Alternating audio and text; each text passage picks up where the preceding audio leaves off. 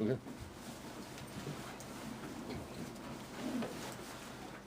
Now you're on.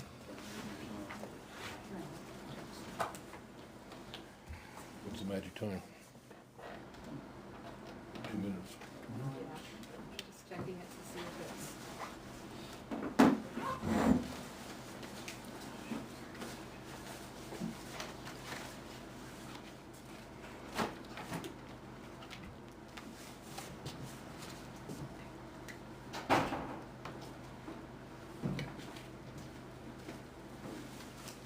Heather, can you sign in, please? Yes, thank you.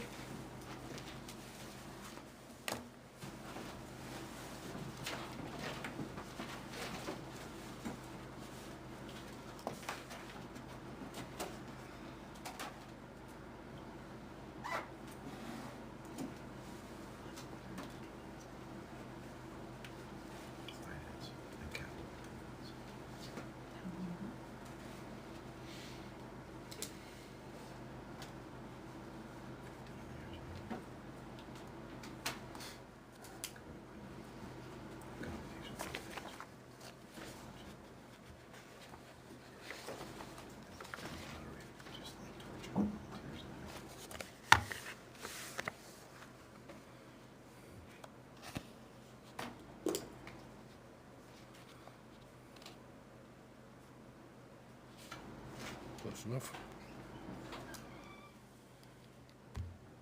Close enough. Good evening. Welcome to January 22nd, 26th Planning Board meeting. We'll start out by saying the Pledge of Allegiance. Please Allegiance to the flag of the United States of America and to the republic for which it stands, one nation, under God, indivisible, with liberty and justice for all. And I need to appoint Ray a voting member. I'm going to mix the agenda all around because we usually do conceptuals first. So first one, I'm going to do the 3 conceptuals, then we're going to go to the scenic road here for PSNH because it's pretty quick. Then we'll do the other 2 applications. So the first conceptual is Robert and Jane Courier for Big Boy Toys. Okay, come on up, perfect. 8 Martin Road, tax map 408 lot 107.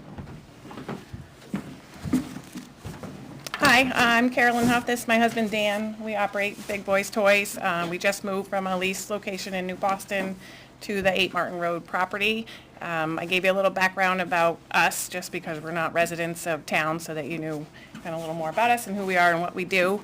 We would like to expand the facility there to really suit the business that we have and that we currently operated in New Boston. So, we're happy to answer any questions you have. We would like to, begin building as soon as we can make those, meet any criteria we need to do. And we're, like I said, happy to answer any questions you have. And Have you guys seen this? No. Have you seen it? I'll go here first, because I got a copy someplace here. Maybe. I thought I did, maybe I don't. No, I don't.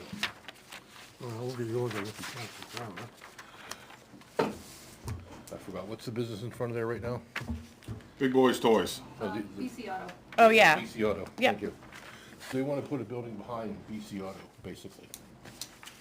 Yeah, kind of behind to the side. Yeah. Roughly, Same yeah. lot. Same Yeah. lot, yes. Looking at the zoning map, I thought that was a split zone. it is correct. And the, The map shows it as a split zone, but you and I had a conversation because the card shows it all commercial, the tax card. You- So the actual tax card that's on file in the office, You had a copy of it last time I spoke to you. so that would be something to but the tax map. finalize. But the tax map takes something precedence different. over the tax card. I don't know that. The tax card says industrial commercial on it. We don't have an industrial commercial zone. And it's definitely not industrial. I mean, I looked at it with you too.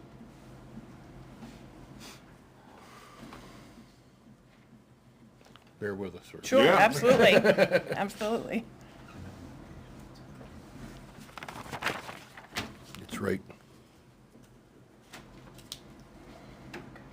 there. Yeah, commercial and residential, according to the tax map. That's if that GIS map is correct in its reference. And then I have a zoning map that's on the wall, which Fred was, it shows it split, so I wasn't sure what to tell these nice people. Yeah. My understanding is Why they're here. the zoning map Trumps trumps, the tax card. yes, But the zoning map is not what you get taxed by. correct. What's your point? The point is whoever's owned the Well- property before is getting taxed as a commercial and residential when it should be. Getting taxes commercial when it should be split. Correct.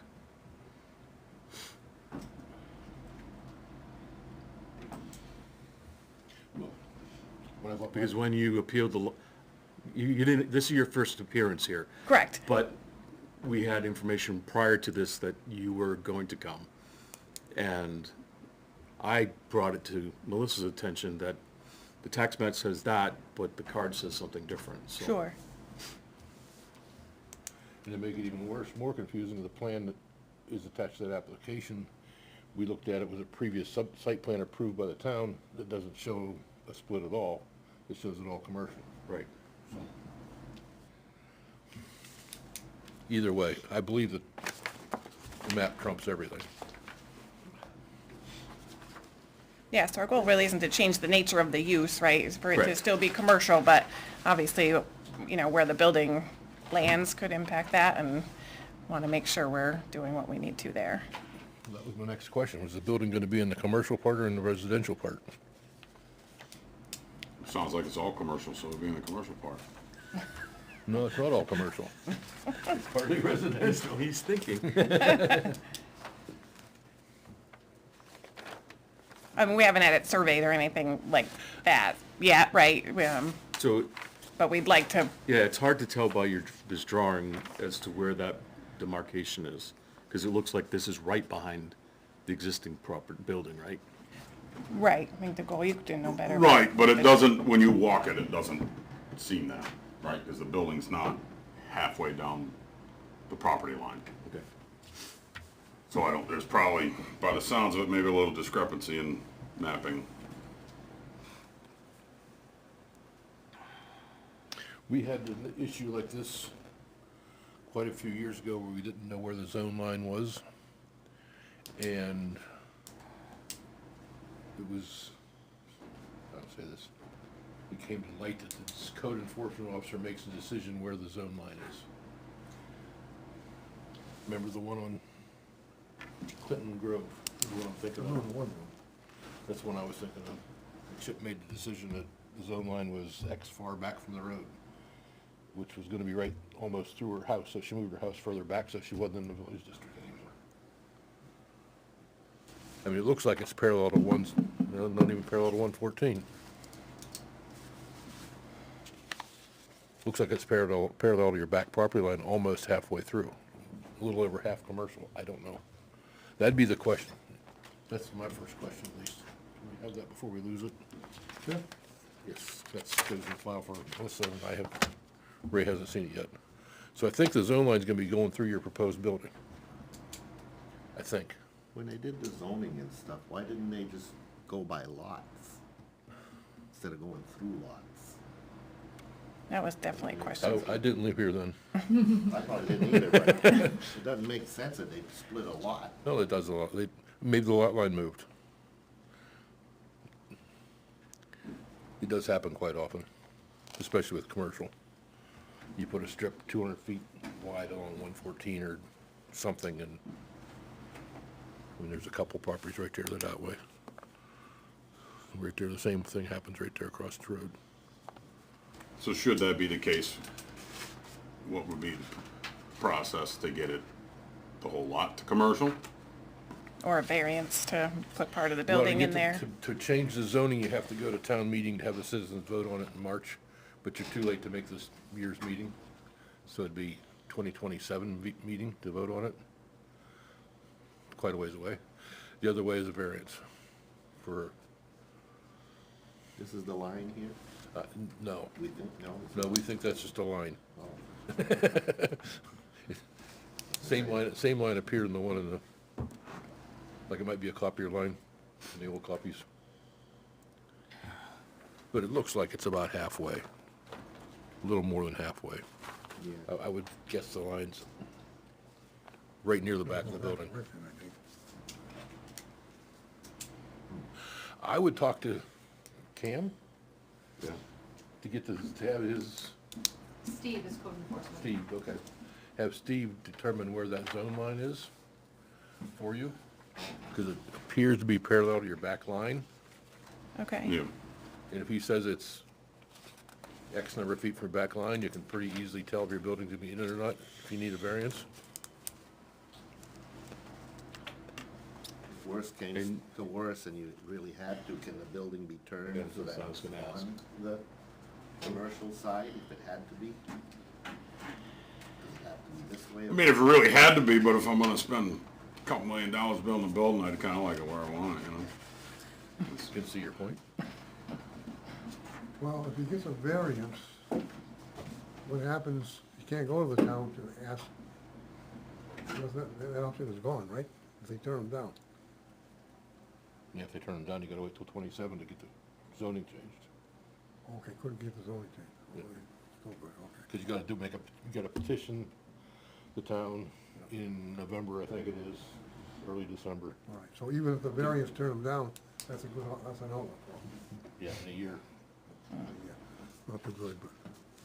What's the process for a variance then? What would be, You have to apply to the zoning board of adjustment. Okay.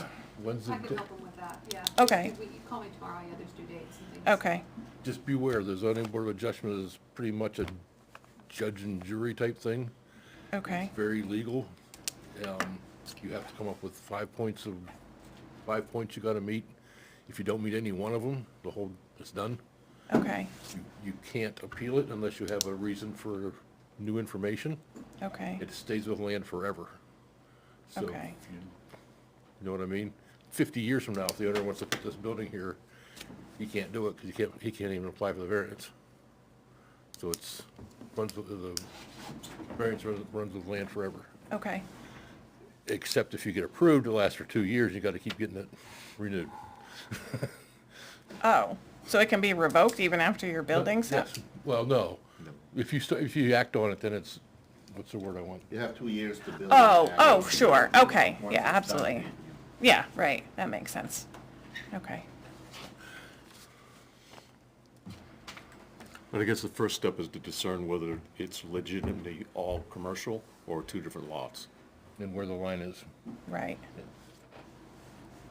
And how are we gonna decide that? I don't know, I'm Does still the- confused on that. Steve. Steve at Code But Enforcement. I thought he was gonna say what a line was. Yes. He's gonna tell you where the line is. Okay. If you're all in a commercial, So we're not thinking it's half commercial, half, No, it's what, 7 acres total, right? correct? So I it's think it's- identified on on the GIS site as the copy of the tax card. There's 2 acres that's commercial and slash industrial, and 5 acres slash commercial industrial. So if you built just on the 5 acres, you should be fine, but if it's gonna intrude into the 2 acres, that's when you get into the problem. But if it's supposedly according to this, and this is what you're being taxed by, right?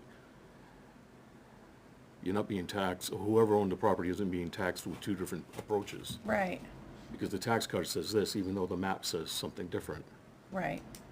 But we So think in my the- mind, the tax card trumps the map.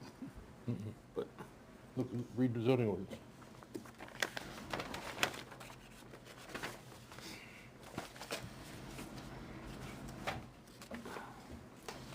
So does Steve make that decision then, if it's all commercial or if it's split, or who? I guess who do we have to talk to first decide if it's even an issue? I've talked to Steve. What's Steve's last name, just so I know who to, Garside. okay, thank you. You reach out to me tomorrow, Carol, and I'll help you. Okay, thank you, appreciate it. Article 2.2, the zoning districts provided in section 2.1, quote, zoning districts, end of quote, shall be bound as shown on the map entitled zoning map of the town of Ware, New Hampshire, dated 1988. All amendments explanatory matter thereon is declared to be part of this ordinance. Says nothing about tax cards. Okay. So then we need to inform the tax department that they need to read the zoning map.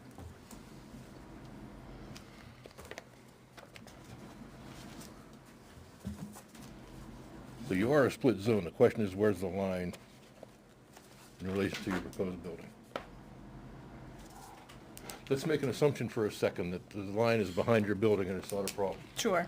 So we That'd can be act- great. So we can talk about this. Yeah, absolutely. That's one thing. So what do you, say again what you're planning on doing? Build a 40 by 7 building, 40 by 70 building? 50 by 150. The 40 by 70 is what's there, Oh, okay. so that's the one closer to the road. 50 by 150? Correct. Okay. How many employees you gonna have? In the end, Yeah. well, it depends on how good business is. I think I put a Probably, number in there, yeah. I think I said 7 to 9 or so, I forget. I did put a number in there.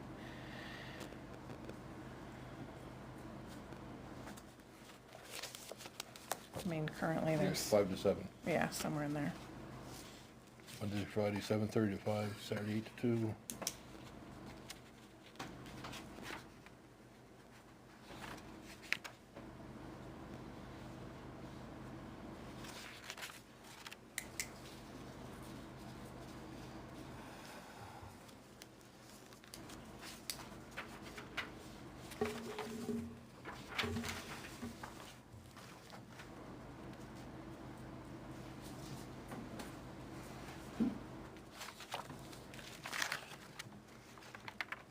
Is the driveway off Martin Road or is it off 114? Off Martin. Road. Not in me.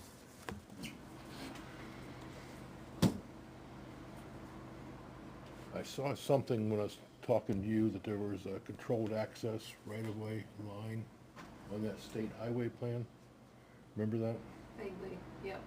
I knew you were gonna say vaguely, or I assumed you would.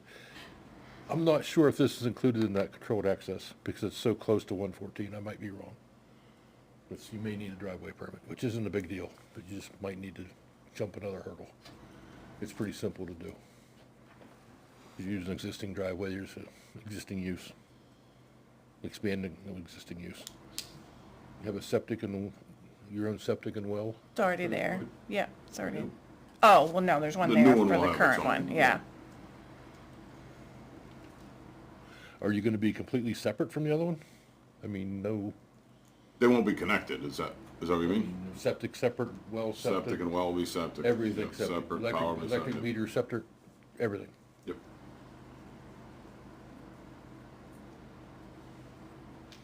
I don't really have any questions except the zone line. Yeah, I don't either. Sounds good to me. Pretty steep, isn't it? Is it steep, is it fairly steep right there? Yeah, it starts getting up in the back there, yeah. Yep. I don't think we're gonna go back that far. Okay. Do you think we might need a driveway permit even for the existing driveway? If we're gonna, I guess I just want to make sure I understood that. Maybe. Okay, Have to look the DOT map again. The DOT has a controlled access, so they can do driveway permits. yeah, And when 114 was widened, I thought the controlled access line was back Martin Road a ways. So they were controlling how many accesses they didn't want a lot of accesses at one point, right. so it would Yeah, be. but if we don't add And another so one. we're not No, changing but what's But there. you're adding a use to it. So you may need, it wouldn't be a big deal, it doesn't cost anything, it's a simple little 1-2 page form actually. Used to be a turnaround time of a couple weeks, maybe a month now, Yeah, 'cause everybody's changed there in this Okay. district. Okay,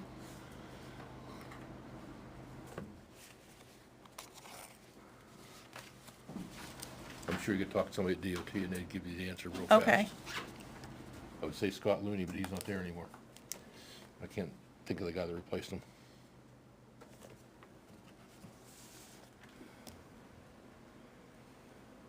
Anybody else have any questions, comments?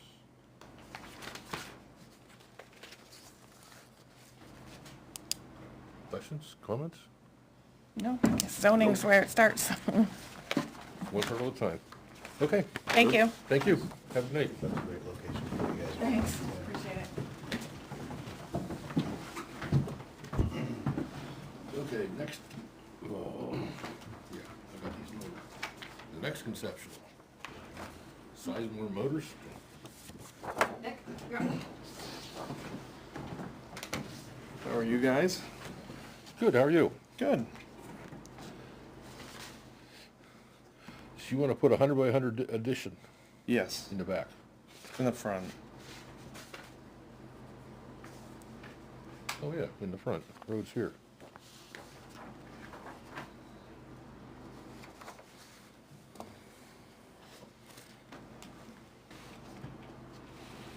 Is it drive-through?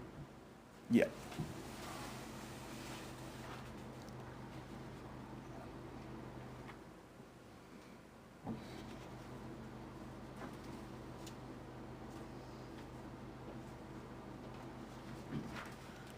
Tell us about it.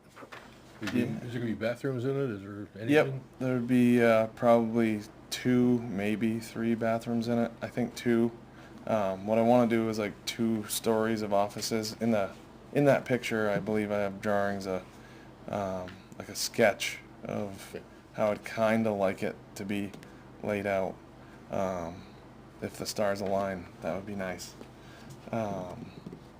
Yeah, we have 2 locations right now. One's that location in Ware, which is just a 40 by 60, and then we rent out of New Boston. But we're kind of seeing what we could do to bring everything to this location in Ware, seeing as how I own that one. You know your rough setback here on the front of this? From like the center line, I think it's 50 feet is what the plan shows. There's a plan that the town that's from 2017 that shows it at 50 foot.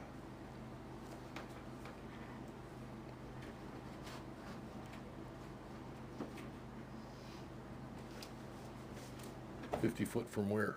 From the Center, line? yeah, it's 100 foot. Okay, so that's the property line, is 50 feet. What's that? That's the property line, 50 feet back from the center line. Right, yep. And the setback is something else past that. Gotcha. I don't have the, I did not bring the 25, I think. the last plan that I have. I know there's a bunch of copies in the folder here. Not in this folder. 2 pieces of paper.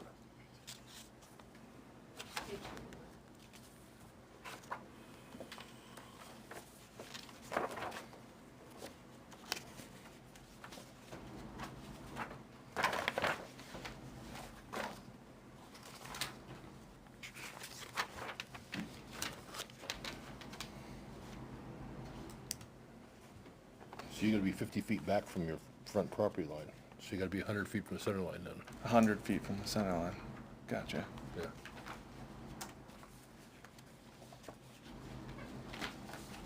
I wouldn't work with it. So I'm trying to think.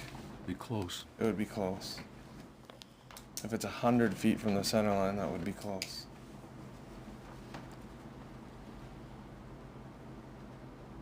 Well, move it to the right of that little building you got instead of front of it. Right. That would just get trickier. Wouldn't it? It would. Nothing's easy. Nothing's easy. No. It all starts here.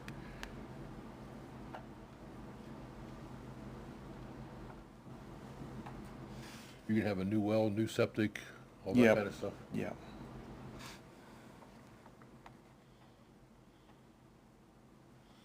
The only issue I see is that front setback. Yep. You could go to ZBA, right? Yeah, and go for variance again.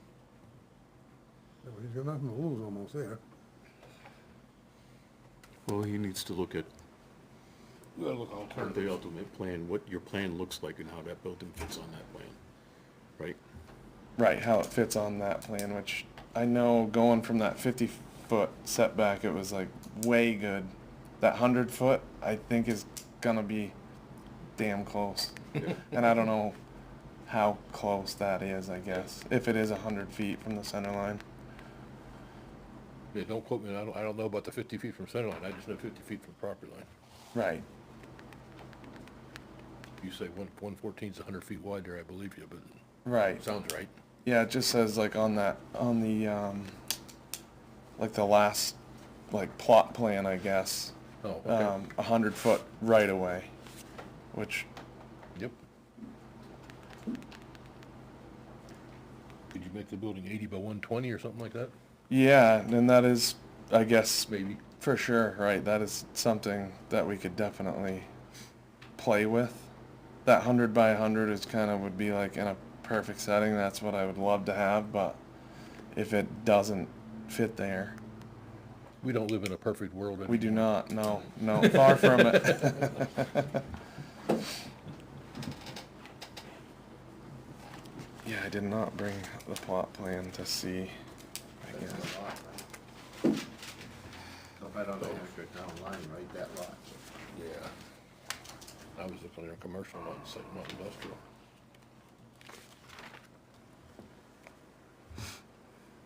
Still 50 feet.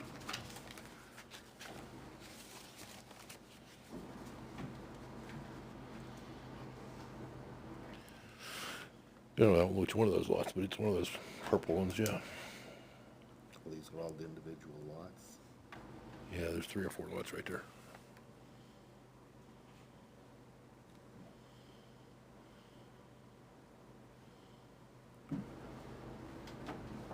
So basically, the property line in the front would be, like on a plot plan, would be the solid line or Property line would be a solid line, yes. solid line? So looking at the, I mean, obviously this isn't, it doesn't have like a measurement on it, but it looks like there would be plenty, but again, that's just looking at a picture.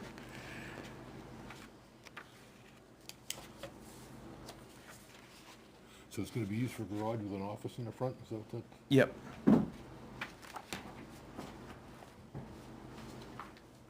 Can I have that sketch before we lose it? Unless it gets mad at me. Is the office gonna be 2 floors, or the whole thing gonna be 2 floors? Just the office. That makes sense. It'd be like a 25 by 50 corner of the front. So can you have parking within the 50-foot setback, or just everything has to be? I believe you need a special exception for parking. Where to put them? Well, he wouldn't have much parking in front of that building anyways, right? Right. On the side. Right, it'd more be like a drive-through, drive around the front, I guess, rather than parking there.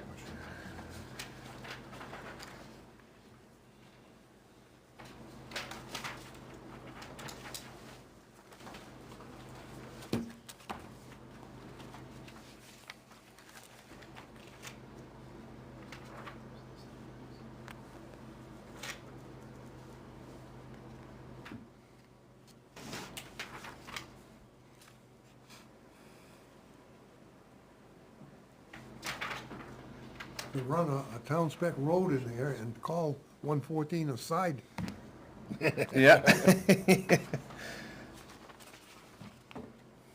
So basically, the property line starts 50 feet from that 50-foot right away. Or that would be the setback anyways.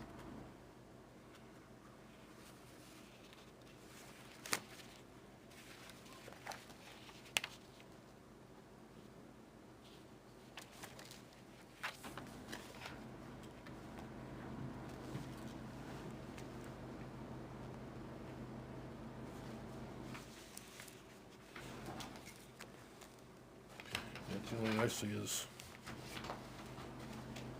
I don't know, when I go by there, it looks like the existing building's plenty far enough back. Right.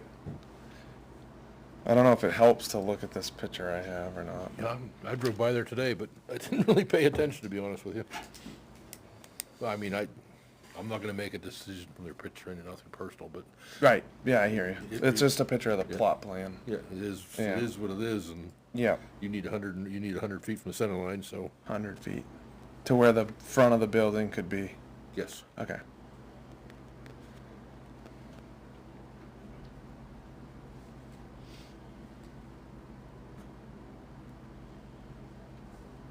I don't have any more questions. You have any more questions for us? I guess if it did fit, what would be like the steps on moving forward on something like that? We'd have to have a formal application, Okay, just like a building permit application or a site plan. site plan, okay. Yes. Require a butter notification and all that kind of stuff. Typically, usually they're done with, have a survey plan, so everything's dimensioned and scaled properly, et Yep. cetera. Could it be like the plan that is, the plan that's already in place, like the 2017 one? Yes, Yeah, yeah. Showing what your hours are, what your use is. yep, There's a pretty good checklist in the site plan regulations. okay. I think she can help you out with that too. I can help you with that. At least point you to the checklist. Okay. Yep. And then is there like a, say like if it did get smaller, is it like less of a process, more of a process? Doesn't matter? Same Down to- process. Same Same process, process till okay. you get down to 100 square feet. Right. Once Yep. you get less than 100 square feet, 10 by 10, it gets a lot easier. Yeah, I hear you. Yeah. If you want to build an outhouse, it's simple. Gotcha. So even if it did, the dimensions change, the process is still the same? Great. Okay. Process same, yeah. Yep, gotcha. What I would probably want to do, you make the application, we'd probably want to do a site walk just to take a look on some Saturday, then have the following meeting after that, Okay. get into the nitty gritty. Yep. Sounds good. I think that's all I have for questions. Okay, Thank you. thank you. Have a good night. You too.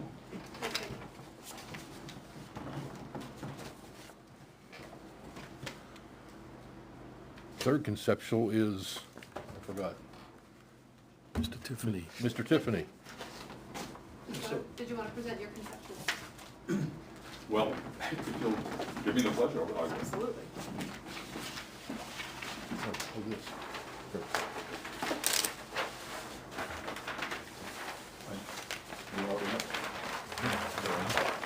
We can share. So,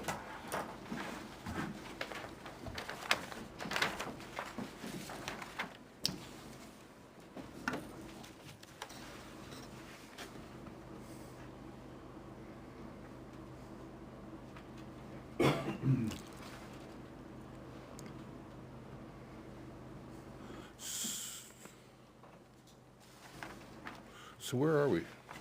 Where your thumb is Route 114, Yeah? and to your right is the road into Bolton Fields, This is the wood the farm. playing fields on Eastman Hill. Okay, this is the wood farm then. It is the wood farm. And this is, okay, that's the piece that was for sale.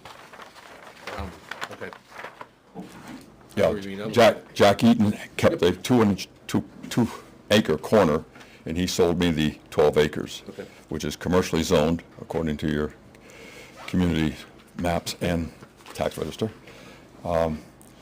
And I'm proposing to put I wish to put approximately 12,000 square foot concrete block, brick veneer, 1 story, although it'll be a high story because we use forklifts inside. But basically it'll have the first 2,000 feet will be office space. Then we have CNC equipment, that's computer numerically controlled modern machining equipment that is inside cases that open and close, so you know virtually no noise. We're in Connecticut, which is where I bought the company, which is why it's there 30 years ago. We have 16,000 feet in a residential neighborhood, and they still all like us. I don't. So, so we're a quiet neighborhood piece, and a portion of it will be just the 16-foot interior, so that we can have forklifts put stuff high when we're storing steel. We make a product that is the size of a coffee cup approximately, and we ship it to 43 countries around the world, and we have employees covering 18 time zones, which if you'd like to work 24/7, works. But we're not a big company. In Connecticut, we have probably 13 employees in that 16,000 feet, and I would anticipate about the same here. We run a normal cycle, but some people come, we have flex time, so people come in at 7 in the morning or 6 in the morning to make quiet things. They don't make noise, and we're open until usually 4:30 to 5. The hours 5 days a week. Hours like 6 to 6, something like that? Well, it's more like 6 to 5. Say 6 I stay later, but that's because I have to work long. I hear you. No Saturday or Sundays? What's that, sir? No Saturday or Sunday work? Rarely. I mean, sometimes we work with companies that are notable. I mean, like Procter & Gamble, Nestle's, Tesla, Tylenol, and they're moving powder. Their process is all powder. All this stuff here, except for this wood, was powdered at some point. And their products get hung up. And so the baby food company, Mead Johnson, has 52 products in that baby food. They've all got to stay together and flow along. And our product will go in their silo or their hoppers and act like an air ram, comes in and creates an air knife that keeps everything moving. So we're in the material flow business. And but it's a quiet business, and it's been very successful so far. What's the utility barn? It'll be a post and beam. It'll look like a barn. It'll be a barn for snow plows, lawn equipment, for maintaining the property. This is gonna be your second location then? Well, we're already here. Okay. If you know where the bus barn is, on East Road, on Cardigan Road, we're 3,000 feet towards the entrance to the property. And Wayne Meady works for me there, along with one or two others. And we have half our equipment it's the equivalent of half our equipment we have in Connecticut. So we have about, 11 CNCs there, and we have 5 here, plus some other special equipment. And it is basically, for our purposes, less space than this room, and there's more room between you and Frank than there is between some of these machines. So it really is time. Right. So you're gonna close that shop and make? No. So this will be a third I would, location? no, oh yes, we'll close the one in Frank's. Yep. He's been trying to get me out of there for years. I don't want to disappoint him. You can need a wetland permit to get across the road? That is only been, we don't believe so, because we're not going across the road, we're coming down to 114. Well, that's what I meant, the very entrance, I thought that was, I looked at this No, 6 months ago for somebody. Well, it might have been down in here. it is that corner, and it's only wet from drainage off the fields. It's not a wet zone, if you know it, in that normal sense. So it's very seasonal, and if we don't have any snow the rate we're going, it'll be unseasonal. Might want to have a soil scientist look at that. What's that? Might want to have a soil scientist look at that to make sure it's not wetland. Because it looks like you will need an alteration of terrain permit. What kind of permit? Alteration of terrain from the I- state. Not particular, I don't know what your rules are for It's a DES permit. If you disturb more than 100,000 square feet, you need to get an alteration terrain permit for erosion control, sedimentation, runoff, well, what's the 100,000 square feet? The whole property or the building? the disturbance. The disturbance, which is 100,000, 2¼ acres or so. I suspect will be less than that. I've been encouraged to stay within our current use, which I am a benefactor elsewhere in this town from, and I respect the fact that you don't preserve 10 acres. I'm almost your neighbor down at the Baiser Bridge, so Okay. I walk up there occasionally. If you see a black dog and Oh, yes. some idiot walking along, that's me. Occasionally. No, it looks to me like you're close. When you talk about slopes and grading and Well, the whole 9 yards. I used Landform, which is a landscape architect in Yeah. Bow, and he put this together for me, Peter Schiess. And he moved me, I was thinking over on the far left side of that map, he moved me to the other side of that stone wall because it's already flat. Yes. And the I'm very big on preserving stone walls, so, and that's a beautiful one. It's like 3 feet wide all the way up and down. So it's an important architectural feature to the grounds. All the stone walls inside the property are. So I'm having the surveyor locate those exactly so nobody messes with them, and so there's no one confused. I would be concerned that this right here is a wetland, and this drainage coming off the hill may be a wetland. Well, if you'll notice, there's no construction really planned in it. Well, you're putting a driveway through it, so you need a permit. Again, if you disturb a wetland, you need a permit from Okay. DES. I will, at that time, I will challenge whether it's wetland or not. Okay? I'm just Warning you. warning you, yes. I Usually when the appreciate it. contours make one of these, I appreciate the warning. usually when the contours do that, it's a wetland. Might only be 2 feet wide, but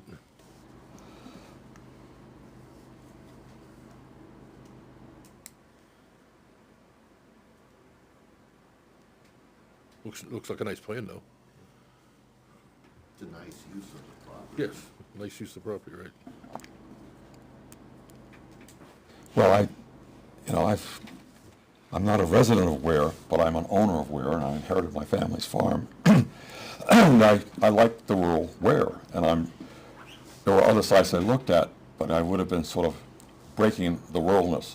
And I felt with this size piece up there on the hill, sort of out of the way, and we'll preserve trees. I don't know if you're familiar with the term silvopasture, but you make a pasture, but you leave the trees to create shadows for animals. And with some of the modern technology, I could even graze animals there, so without fences. 50 foot to the inch. You probably wouldn't even see that building from 114. Wouldn't even be visible, would it? Not really. It might be, because it's up on the hill. Yeah. Well, you have to look over the house that's on the corner. True, with that house in the garage, in a barn falling down, you may not be able to see it.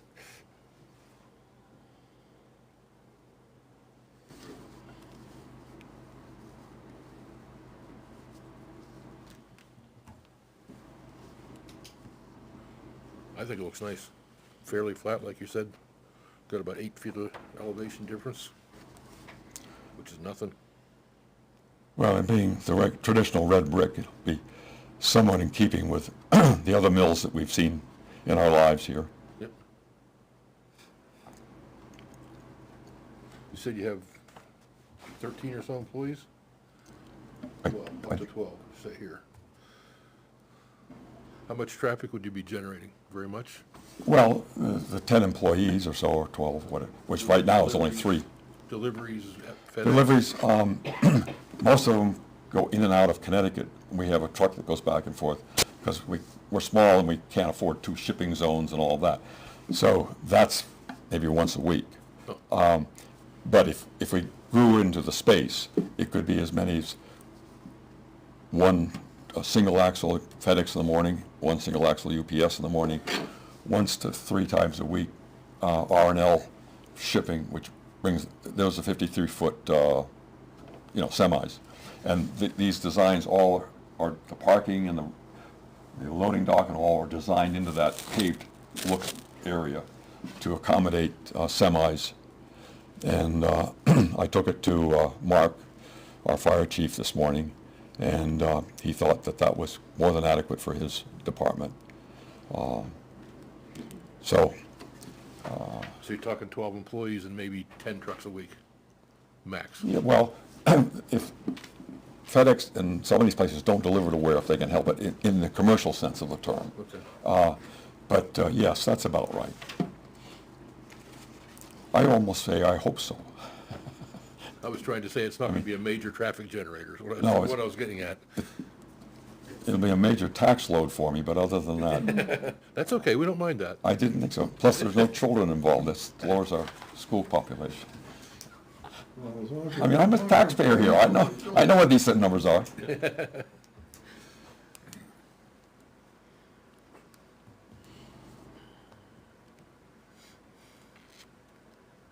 Where's the existing building, the farm that's there?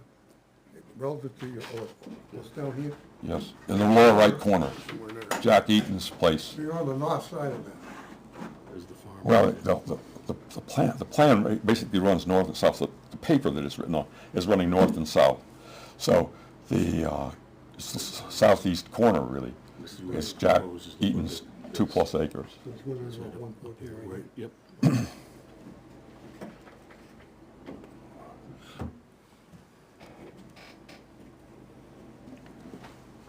My only concerns would be the wetlands and the alteration of terrain permit. And who provides that? You, No, who do I submit it to? DES, Department of Environmental Services. At the state level?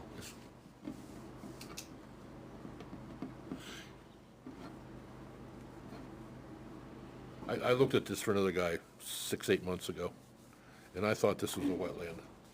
And I thought that was a wetland. But I'm not a soil, I I'm not a think- soil scientist either, I so. think your finger on the second part is there. And it, as I say, is seasonal. Yeah, that doesn't matter. Well, I don't, It's a it matters scour- to me, if- but if may it's- not matter to anybody else. I thought that had a little bit of scour channel to it. Leaves are, I didn't see that, I don't remember. I could be wrong. and I'm unknowing. If that's the case though, doesn't he just have to mitigate it somewhere else on the Well, property? he can get a permit to cross it. Yeah. It's Oh, just yeah. another permit he needs to get. That's, Right. Usually that requires your proper sizing of culverts and stuff Yeah. of that nature. right, you gotta have the right size culverts, you gotta put gotta keep it your road probably about 4 feet above the culvert, so the culvert doesn't freeze, and you gotta have your 2 to 1 side slopes or a 3 to 1 to minimize your wetland impact. Right. It's all, what's the word I want? Nothing major. Cause you're not gonna be up in the air 50 feet like other people are with their bridges. Would he have to have a plan showing where the drainage goes on this roadway coming in and all of this? Oh, yeah, you got to have erosion control, Erosion control plan, yes, detention pond probably, probably. but that can all be worked into a site, so it looks good. Yeah, you get a civil engineer involved, and he's gonna know all that. What's that? You'll have to get a civil engineer involved. Yes. He'll know all the erosion control problems and sedimentation, runoff, et cetera. He'll know about the alteration terrain permit. Is there a well here? No, that's where I'm gonna put one. Oh, okay.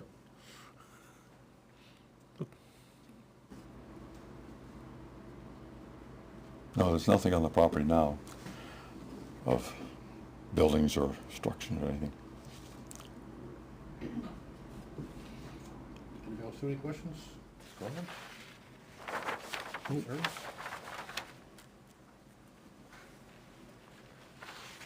I think we're good use of the property, it's a nice project, looks good. What can you say? I wish there wasn't so much red tape. I go through it every day, so Go through what? we do erosion control and we have to deal with all of these issues every day, and there's a lot of red tape. Especially if you get fish and game involved with Oh, gee. DES. I don't even want to go there. No. I won't stalk the wetlands.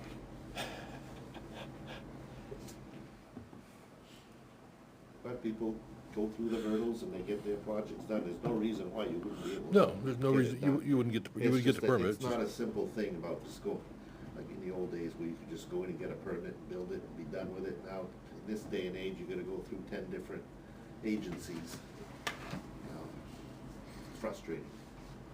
I would say so. I mean, I've made my living off of this business. I've been a developer for 60+ years, and, I was a land surveyor, that's what I did for a living. what's that? I was a land surveyor, I did that for a living, helped get those permits, so.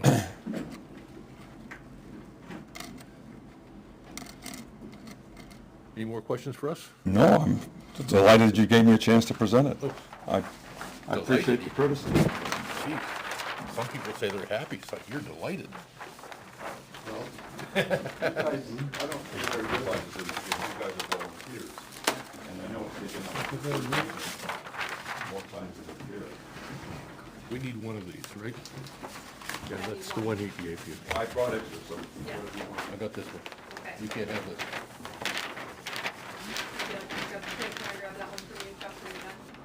Absolutely. So, you want to keep that one? I'll keep this one. Yeah. Thank you, Arthur. Thank you.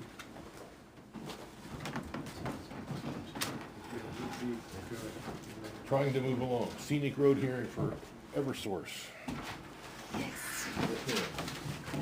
Okay. I'm Marissa Del Corso. I'm the regional arborist for Eversource.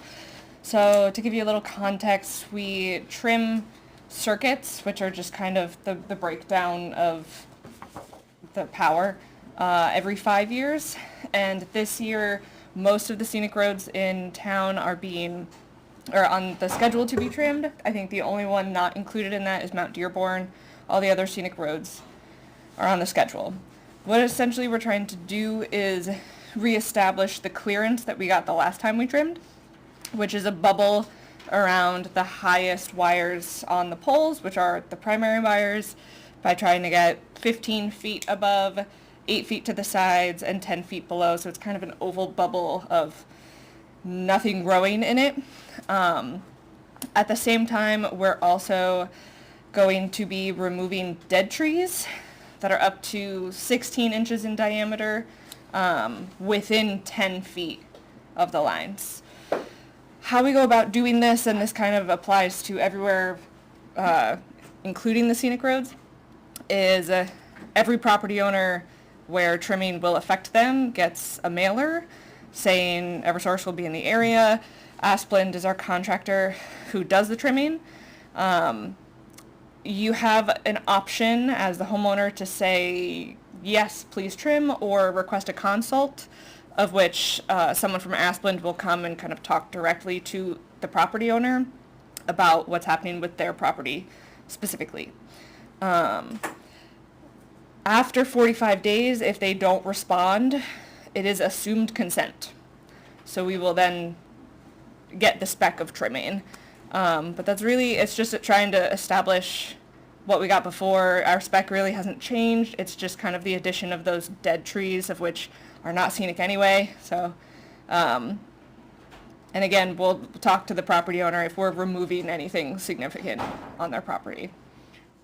So the hearings for the scenic roads, which are Shady Hill, Duck Pond, Tiffany Hill, West Quaker, and Nichols. Yes. Because you cut Mount Dearborn 3 years ago? I think so. I think it has another couple of years before it's up again. We walked that with somebody, Oh, okay. Gotcha. at least I did. Did you? Yeah, you were there. I don't have any issues with it. You've already flagged the trees that can be cut? No, but we can. It's a dead tree, so Oh, you're only we can cut- also assume we're only removing dead trees that are less than 16 inches, which is like Yeah. minus 17, so it's like medium to small sized dead trees that we're focusing on removing. We're not removing. You're not cutting any live trees? We're not removing any live trees. We're trimming live trees Okay. for the clearance. Just want to clarify. Unless there's like a huge defect or a super obvious hazard, of which then we get like express consent from the property owner. But those are not identified as it's the beginning of the year. They just kind of started trimming, so we will identify those. And if you'd like, we can send a list if there is a list. I just don't quite know how many trees that will be, but I don't foresee it being a lot.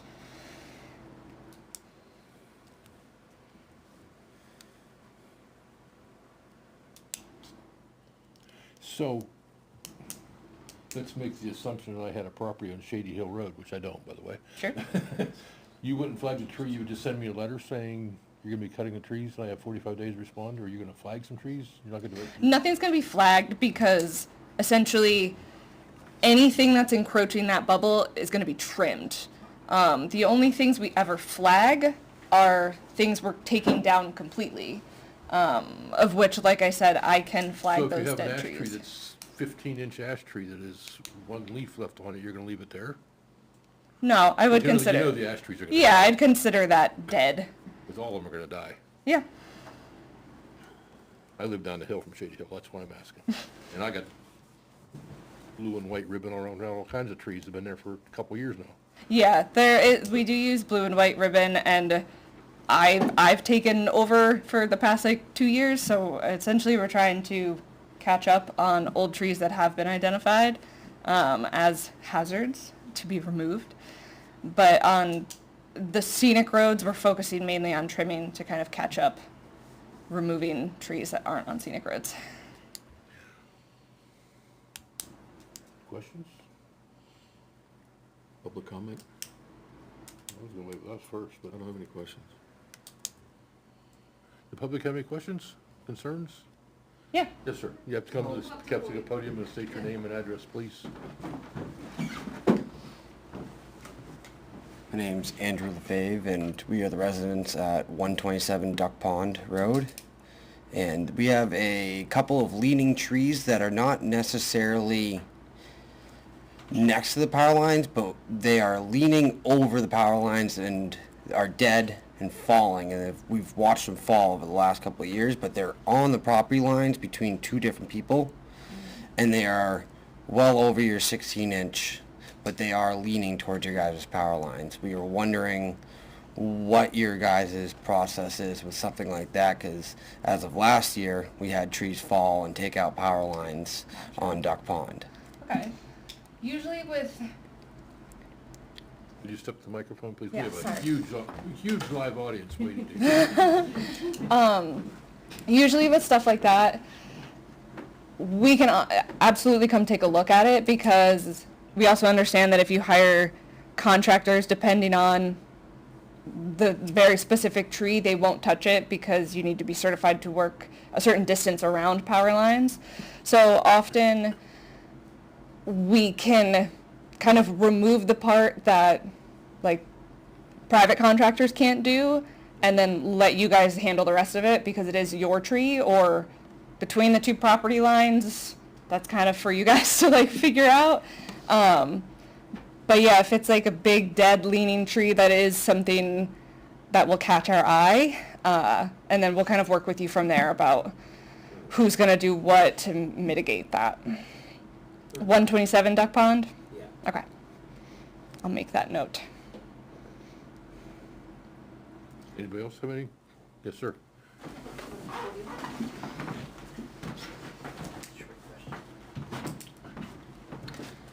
Jason Finney, I'm from 46 Shady Hill Road. And I just wanted to find out, so if you do take down dead trees, what are you doing with the trees? It depends. So, so Asplund, their wood chippers can chip up to a 12-inch tree. So anything under 12 inches will be completely chipped, unless the property owner is like, nah, just cut it into manageable pieces. What we consider manageable pieces is like 4 to 6 feet in length kind of thing. Aspen will not like cut firewood for you.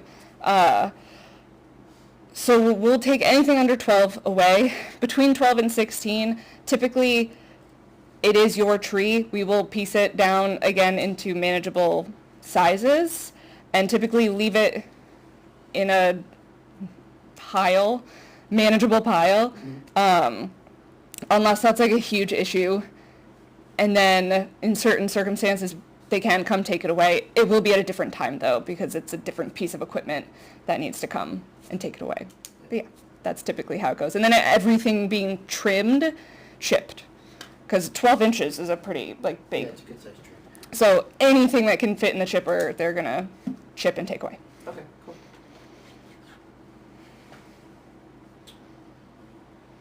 No issues. They've done a good job. I think it's important that you people, as they have with me, come to this homeowner and they've given me a chance to walk our properties. Yeah. Yes, no, yes, no. Yeah, typically, even if it is like assumed consent, their crews are really good at just like telling the property owner that we're even there, or sometimes we request to like use a driveway just because like their buckets can only do so much. So they do give an opportunity to have kind of a back and forth about expectations. But then if you do ask for a consult with the mailer, they'll go through it like piece by piece about yes, no kind of thing. So yeah. Do you want to come back up here? Because he can't pick you up if you're not. Now with the chips that they are processing, do they haul them completely away? Because we are willing to receive the chips. Because we always have use for them. That's good to know, because they're always looking for places to dump chips so that they don't have to drive half an hour to dump chips and then come back to work. We're trying to be efficient. So 127 Duck Pond, I'm gonna reach out to you because they're always looking for places to dump. I'm trying to think what their chip trucks can hold, but it's usually more than people expect unless you know unless you're using chips. 53-footer drop there. All right, cool. It's a lot of chips, so yeah. Anybody else? Seeing none, I'll close the public comment. I guess one last comment. We are in the area trimming the non-scenic roads right now, and we plan on kind of continuing until we're done with the area, which will likely be in the next couple of months. But usually with scenic road hearings, I do request the ability to trim through the end of the year, just in case there's some unforeseen delays or storms or something that takes the crews away, just to kind of cover and make sure we're all set. What's the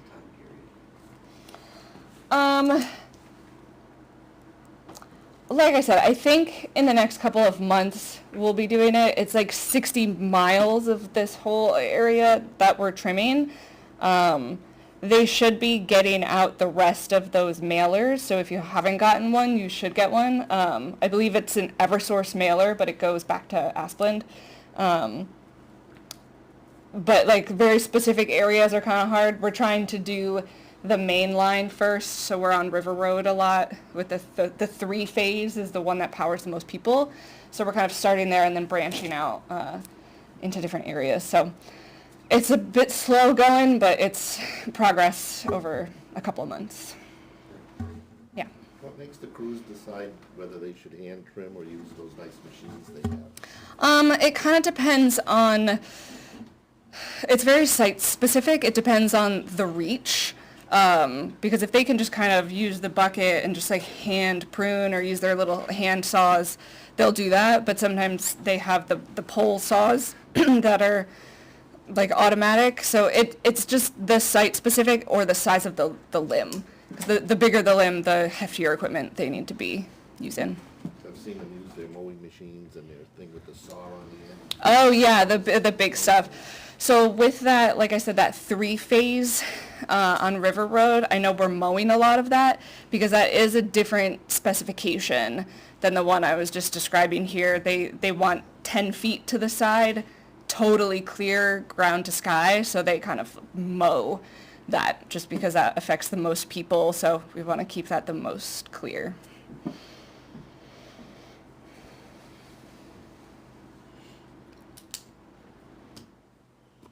Any other comments?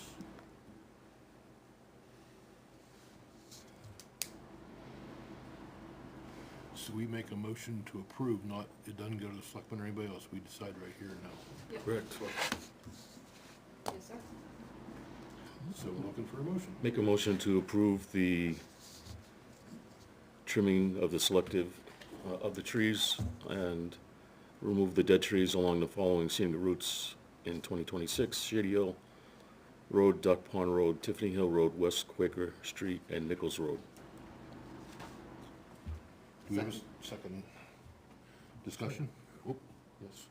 No, second, I was Oh, saying. he beat you. Yeah, I Second. did, right. Discussion. All in favor? Aye. Opposed, abstained. Thank you. Thank you so much. You will see us around. Hear you at least, that's for sure. Okay, moving right along. Now we're back to the order of the AMS properties. River Road, tax map 412-104, 82 lot cluster subdivision is a continuance from Wyatt's. Ross is one of those for the benefit. All three. You brought me presents. So I'm Russ Huntley, here for AMS Properties. Looks like I'm the only one here tonight for AMS Properties. We got the letter today, I assume you guys did, from Mr. Keach. Yes. And with some of the things that, I think, my take on it was there was a few typos and a couple minor things he'd like to see, which of course we fixed those right off. And then the big things, of course, would be the state subdivision, alteration of terrain, and planning board approval in Goffstown. And I think my thought would be is that we would sort of like to have conditional approval here, you know, with the condition that all other local and state permits are approved. You don't really want to spend $9,000 on a DES subdivision application and then change the plan here. Yeah, I understand that. Been there, done that. Yeah, me too. So, really, I think, I went through his list here. Did you see Goffstown and Southern New Hampshire Planning Commission's comments? Yes, and we addressed those as far as I mean, really, the only question is traffic, right? adding a note that construction traffic has to go out River Road. That's Goffstown's, That's no that's problem. Goffstown's comment. Yeah, And all this stuff from Southern New Hampshire Planning basically said, yes, we agree with Steve Furlong. yep, and we changed, that's why we, this, I didn't bring the whole set. When I brought this to essentially point out that we did shrink all the lots up in here, and we shrunk them behind the 25-foot buffer so that nobody's private land is within the wetlands or the buffer up there. These two lots are just kind of where they are. Yeah. This is open space. So, in essence, we have a lot more open space because of that, and because now we're including the Goffstown parcel. So we exceed all the open space requirements. Open space, that's a problem, I think. The open space is a problem? Too much? No. I got an email from the Conservation Commission. I don't know if you got this or not. I haven't. Yeah, it was dated yesterday, so, Okay. or Tuesday. In considering the AMS subdivision on River Road, the Conservation Commission recommends that the applicant find a qualified easement holder, parentheses, not the town, end of parentheses, for the subdivision's open space easement, and in the future, we work together to modify zoning ordinance 27.3.11 to eliminate town responsibility for managing and monitoring easements resulting from cluster subdivisions. So, the Conservation Commission does not want an easement. Well, no, I they don't want to be responsible for the open space. Right. They don't want They the, don't care if there's open space, They they don't just care. don't wanna deal with it. yes. So they don't want to be responsible. They don't want the town does not want responsibility for the open space. Would the HOA be then that? That's what I thought, that's the other thing we didn't bring. Avril isn't here, and I hadn't heard from her as of today. We have someone sort of on tack to do one for us, but again, didn't want to start that if that wasn't gonna be the. I think you need to look at Scattaquag Land Conservancy, is that it? Yeah. Or New Hampshire Forestry thing, what Southern New Hampshire, what the hell is it called? Somebody to get the easement, Yeah, because I mean, the homeowner association owns it, but you're gonna have restrictions, you're gonna have an easement to somebody to keep it open space. Or else the homeowner association can decide to put, I don't know, Swimming pool. sure, golf course. well, could they, Oh. if this is says it's an open space and not to be disturbed as part of the plan, doesn't that do the same thing? Sort of, but not really. Keep referring to my zoning ordinance, I keep burying them. There they are. I mean, we'd certainly like to have somebody, if a conservation group wants to hold the easement, that's fine. The HOA, we're just trying to find somebody to.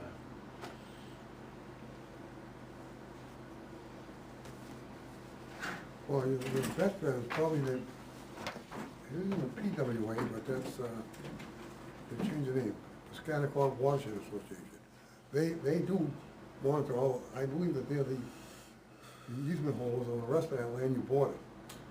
Oh, so that's a good one to call, okay. So you might or might not bite. Yeah. Well, that would seem, because it's a big quarter, it's the top of the hill, so I would think if anyone wanted it, they would, I guess.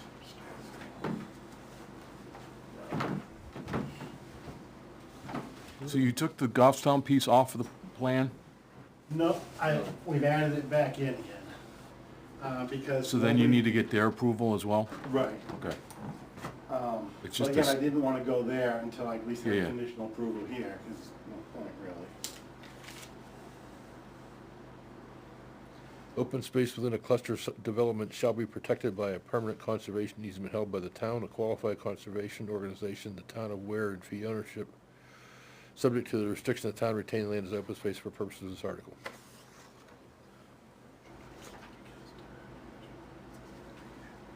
So either, I guess you gotta find a qualified conservation organization.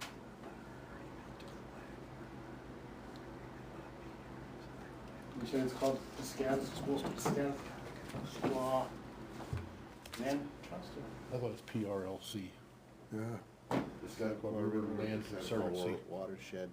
Isn't it Piscataqua River Land Conservancy? PWC. PWC? I get an email from them every once in a while, maybe I can find it by emails. A lot of these people now, it's complicated, you have to pay them. Yeah, I know. To take the easement, so somebody's gotta come up with that money. And then they put it on the deed that they are forever the protectors of the property, which is why conservation, we don't have any authority to enforce anything Yeah. on conservation. And we don't have the manpower, because it's all volunteer. And so if one of those people decides to go into there and encroach, we really have no authority, and we don't have the manpower to go in. So that's why they're shying away from wanting to take all these pieces. I disagree, I think you do have the authority. You may not have the manpower or the desire, but you certainly have the authority. I don't think the select. Well, the only authority we have is the tattletale. You have to tell someone,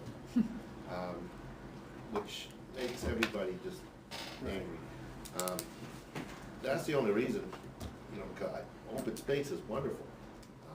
And it probably, if it bordered one of the town's forests already, they'd does. be more. Does it? Pheasant and land, open That's space. not, no, that's not the town's. Piscataqua River manages that. Well, then that would be a good one to call then, if Right. whoever's touching It it. abuts it. Yeah. Piscataqua Lands Conservancy, 5A Mill Street, New Boston. I don't have a phone number, I got Well, an, that pretty much ends cluster development. yes, it does. Yeah, it would make it pretty hard if no one, if the town won't take it and there's no conservation people, then it's kind of a pointless law, rule. Because we know that the Society for Protection of New Hampshire Forests has so much land that they're governing now that they don't really wanna take on anymore. Right. Unless it's a huge parcel somewhere in the White Mountains or something, but they're not taking these smaller parcels either. And that's the problem, is there's only a couple of these conservancies, and they are at their limit. So they're starting to be very fussy about what they take on. It's probably gonna create a problem in the near future. Nobody wants I to- think it just did. It did. Nobody wants to manage it. Right. It kind of makes it impossible then to do a cluster if it's in the rules and Right. there's nobody that can manage it. And it's hard for 18 people that are gonna buy these lots to have a meeting, let's say, and hire, just for the same people we hire as a town, Right. Meadows End. Let's say they hire Jeremy to be the overseer of this. Somebody has to be in charge of it, so they would have to have meetings, they'd have to pay them. Who's gonna wanna do that buys a house in a subdivision? Nobody's gonna wanna do that. You know, between their taxes and their maintenance of their normal property, they don't wanna pay extra fees to be in an HOA. So, I don't know how to deal with it.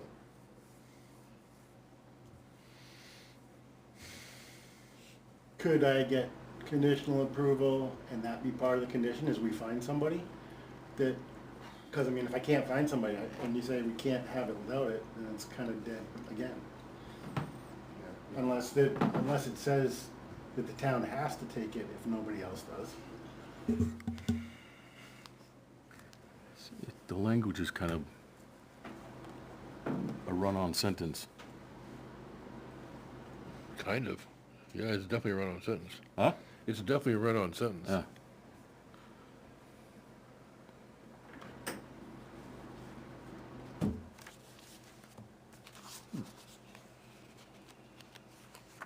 Some of it too, we wouldn't, like, I know Monadnock Conservancy, I work with them quite often. And I know people have to pay them and all that kind of stuff, and sometimes they get grants and cover the whole thing, but sometimes not. And again, I don't think a client wants to go pay for all that, only to find out, oh, we can't have the subdivision, it's not approved. Right. And who that buys one of those lots would want to do that? Right. Who wants to do that? So No, they won't. they won't. No. So, Well, that's why I'm asking if we could have conditional approval, so at least I could start doing the other steps and line these things up, and if not, you know, anywhere along the way, I mean, alteration of terrain could kill it. Well, that's what I'm kind of thinking. We give you a conditional approval and nobody takes the open space, you're right back here again anyway. Well, then we couldn't do the cluster. Right, that's what I mean. Yeah, well, yeah, well, then- You're gonna come back like conventional subdivision. Yeah.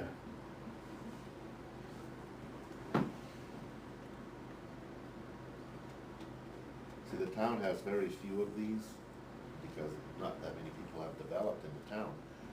The few that we have, Conservation Commission has the easements to the thing. Yeah. But we end up having to pay Jeremy Turner from Meadows End to go and walk the property lines and survey if there's an encroachment. He has to go and talk to the people or send an order, but we have to pay him for everything he does. Comes out of the forestry account or whatever, and that takes money away from forest management on the town's forest land. And that's why they don't want it. The more of this that's gonna happen, it's gonna eat up all the money that the Conservation Commission has. And we won't be able to move forward to maintain our forest lands that we have. That's the concern. You can't maintain forest lands with income from, Yeah, the income comes from the harvests and all Yeah. that. This probably wouldn't have a harvest No. for another 30, 40 years. And so any money they spend to police the boundaries would be money spent out of the account that's not gonna be able to be recuperable to the Greg. Conservation Commission. Read the sentence, the first sentence of 27-311.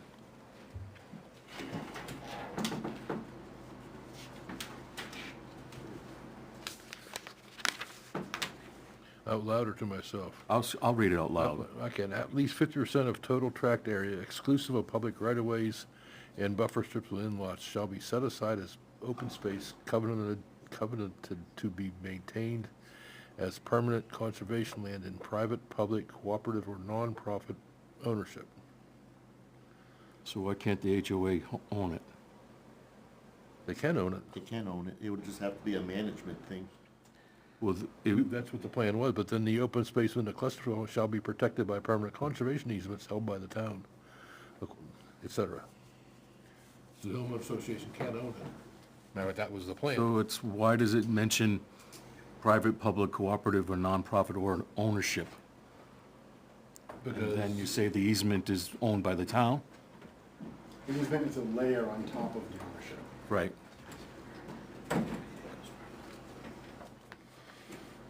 So if you design the HOA to hold the easement, to hold the conservation land, and they oversee it themselves within that document,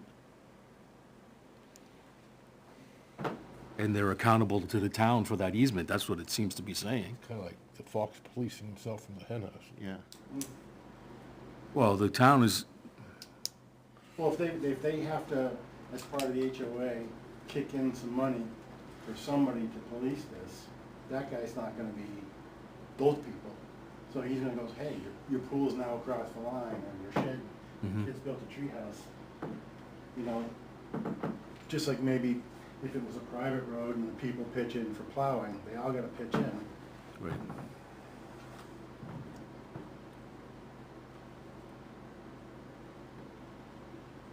So it can be privately owned but publicly protected is what it's saying. Yeah. Yes. But it can also be, Is there a rule that says that a the qualified town- conservation organization can do that, which is not the town, Right. which is what you have above you, which comes back to talking to Piscataqua. Yeah. I know it's never been done before, but if the land was overlaid and say the town has to protect it but not be responsible for it, is there something that could be said if somebody complains and someone's encroaching, that the land use coordinator would Oh, my Lord. approach those people? It would be at least town authority. Send Melissa over there and scold them. I don't know. We're right now. Yeah. I mean, He's got an certainly we ATV could with it. mark the lines pretty heavily so that people would have a good idea that, you know, blaze them and hang signs or something so that they would at least know they were being bad when they If did the Conservation Commission doesn't want to pay somebody to monitor the open space, why in the world would the town want to pay the code enforcement officer to monitor the open space? Exactly. That makes no sense to me at all. Well, It's more of an authority thing. Who has the you authority could, to you could enforce? rewrite the So- regs so that there was a cost incurred by the developer. So we have a permanent fund to have, you know, Well, there is a reference there to fee ownership, but Yeah, we ought to, what we ought to do is probably have a $10 per acre or something, so. just so a number, Let me, donated to the Conservation Commission to monitor it. Yeah. so what, Theoretically, the interest off that money pays you to monitor it. I thought all along it'd be great to form a nonprofit and do this stuff as a living, but or would they wanna do it if they Let's had say- the money? let's say- They don't wanna do it anyway, do they? let me throw something else out here. You're talking about the Piscataqua getting the easement. My neighbor walks two properties for Piscataqua every year, submits an 8.5 by 11 report back to them saying, here's the property. Yep. They monitor it as a volunteer. That's it. That's all you As a need to do. volunteer. Yep. Why can't the town get volunteers to do that? Why can't the town try to get the volunteers to do tried. that? within the context of the authority of the Conservation Commission, because the zoning says they're supposed to, can they deny receiving? I don't know. Because that's suggestive of that email, that we need to rewrite the regs in order to make this To get them out of the loop, correct. basically. Where we can't retrofit something that's before us anticipating a change in the future, because that change in the future is up to the townspeople, not just up to us presenting a change. They may say, no, it's the Conservation Commission's responsibility. And you would think it would be. We've just had so much trouble with the 3 other subdivisions that the problem is state law says Conservation Commission has to guard those properties once they accept that right. And we were not able to. We didn't know where the boundaries were at Duck Pond. They were all squiggly in people's backyards. It was unenforceable. And then we had other problems with other places. It was unenforceable. We didn't know where the boundaries were. And so technically, we were not following the statutes of protection of the property because of it. And we But didn't that's, know how. that won't be an issue here. Shouldn't be. It won't be. He's gonna blaze and settle the back corners and blaze and paint the lines And we could put a, prior to approval. you know, those metal In the stakes. field, you put a metal stake in, it says in the regulations, you gotta do it. I mean, I know the problems in the past. I helped design one of those problems that you guys were talking about in the past, because the Conservation Commission wanted as much open space as they could get, so I designed all those little squiggly things. Yeah. Now they How will. about you talk to Piscataqua, and I'll talk to the town attorney, Okay, and probably the Conservation Commission chair, and we meet in 2 weeks. sounds good to me. I mean, we'll figure it out one way or the other, right? Well, we'll at least Yeah. hopefully come to some kind of consensus where to go. Yeah. Well, I mean, particularly with this development, kind of progressed beyond any. Yeah, if we go back and say, now you gotta do a conventional, I would think somebody'd be very upset with us. Somebody's paid a lot of money so far. Yeah, I'm sure. And considering, well, why would we wanna do that? That's just very I silly would think open forest land is a lot more beneficial to the town, to everybody. especially when you got pheasant and open space right beside it. The one issue is going to be, the town would not want to accept an easement on the Goffstown land. No way, no how, that is not gonna happen. So I don't know what to do with the Goffstown land. I don't think Goffstown's gonna want it, cause they can't get to it. Goffstown doesn't want it, and nor do the neighbors. Right. Well, that's why you took it back in. Yeah, we tried, Neighbors Everett asked won't even take everybody, it for nothing. no, nobody, it was offered, you can have it, I don't want it. I don't know why. I don't know why. Move the town line. Yeah, I know, right? Might be the Yeah. easiest, might be the easiest thing to The do. GPS was off. Well, you can put some low-cost housing on it and give it to somebody. Yeah.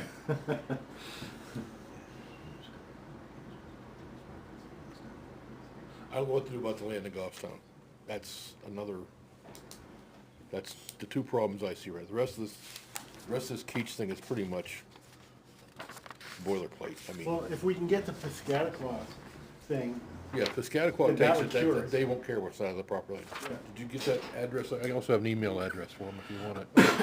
Oh, that's simple, plc@plcnh.org. Piscataqua Land Conservancy. They just bought a bunch of land in Francistown.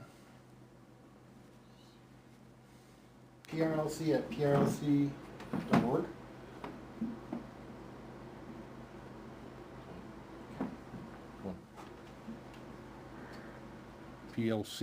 plc@plcnh.org.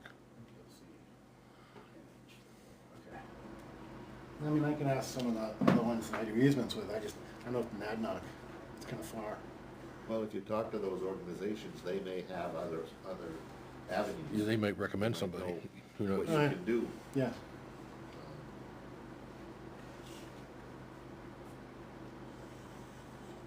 Well, I appreciate you guys working with me, strategizing here to try and figure something out. Of course, I gotta ask the selectmen approval off the town attorney. And then I need a motion, please, to continue it. When you're ready. We're gonna need an email from you saying you're gonna extend the 90-day clock thing, Okay. so we don't have to get into that, our problem. Yep. I'm sure we're past the 90 days already, but. Does that make sense? If I talk to the town attorney and the Conservation Commission chair and see what we can come up with? Yeah, and I'll talk to Piscataqua and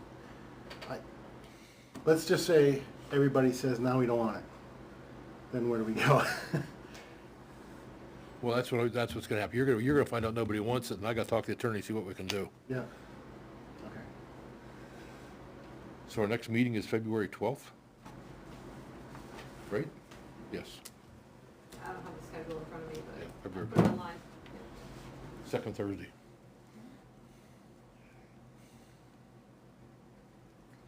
So we need a motion for me to talk to the town attorney, right? About the open space, And a motion to continue and continue him till January 12th. February 12th. That's what I meant. Yep. I so move. Does the board have an issue with me talking to Russ about this whole thing? Somebody needs to talk. Email wise, I'll CC the board so everybody knows about it, just FYI. It's okay. Chuck made a motion. We have a second. Second. Discussion. Oh, crap.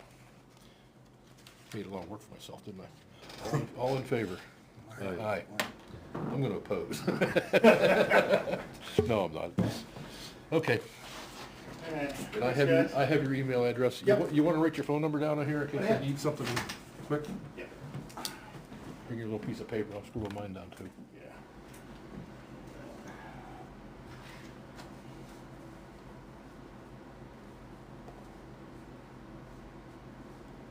Just in case Yeah. something urgent comes up. I won't call you at 2 o'clock in the morning when I get brilliant ideas or anything like that.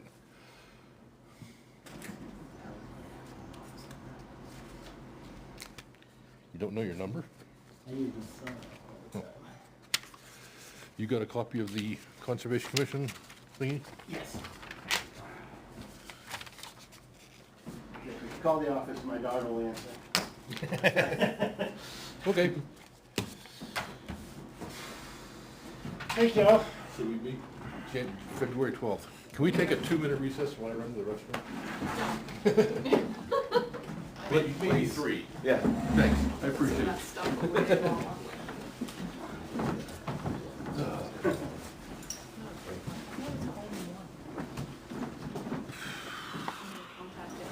We are one exclamation point. Software, yes. It's where, yeah. It's the same thing. Was he used? No, I'm putting this in my office. Well, we can put my gifts away.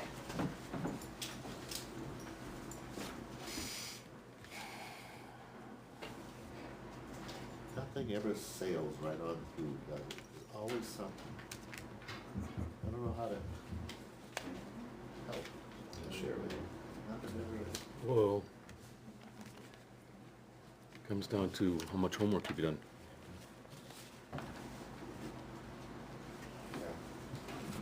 The more information you have to present, the better the outcome.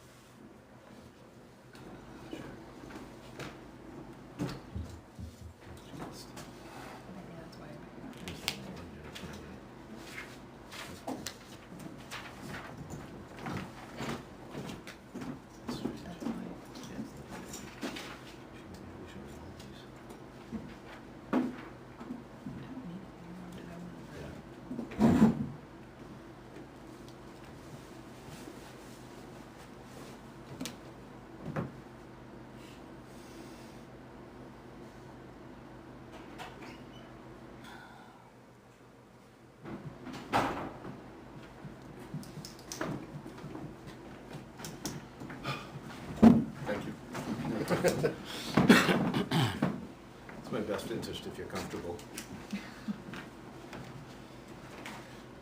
When you get to be a certain age, you know.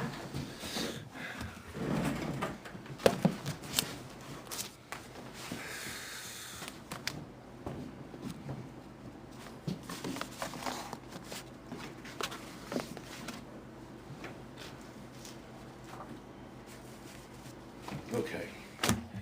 Next item on the agenda is Jonathan Doust. 92 Helen Dearborn Way, tax map 411, lot 310. Wants to put a seasonal barn venue in his farm. Which I have this. Yes. Which showed as 92 pages, it was a whole bunch of copies of the same thing, but that's all right. Oh, jeez. You know what I did bring, which would be helpful? Yeah, I think you have the big map. I have 2 smaller maps, copies if you want those. Sure. Yeah, the engineering plan, but you got to get that sets too.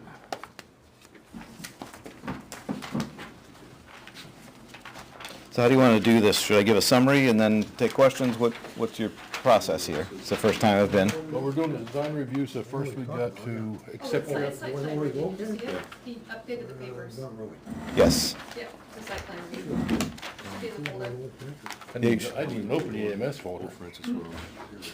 You should have it. If it's anywhere near a complete application, it's all Melissa's credit because she was very helpful in getting it all together, helping me get it all together. Yeah, Okay. he checked off design review on the papers that I gave you, but then he and I spoke, and he did a formal site plan review. He did the Yep. checklist that should be in there. Do you get advertised as a formal? Yes, Yeah. yes, site Yeah. plan review. Yep, it's not design review, it's not conceptual. Right. Yes. Yes. Yeah, okay, everybody's saying yes, so we're Yeah, good. I think he came in like 3 times in the same day. So. No, it was over 2 or 3 days, but yeah. I'm not that A few fast. phone calls and then, yeah. Yep. Yeah, Melissa was very helpful. Thank you.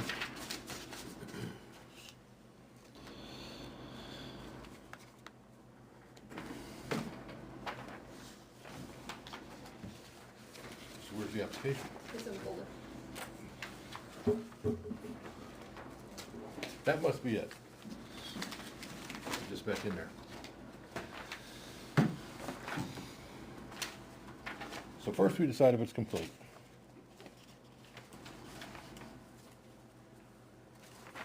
There were two items where I had highlighted that you might say are incomplete. One was the soil survey, which I have.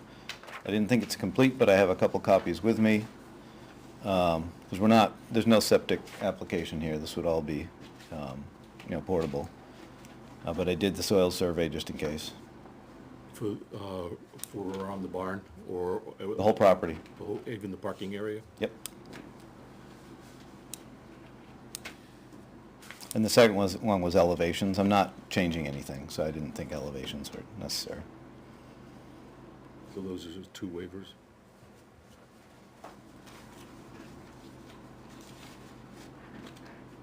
I'm gonna get this all mixed up, I know I am.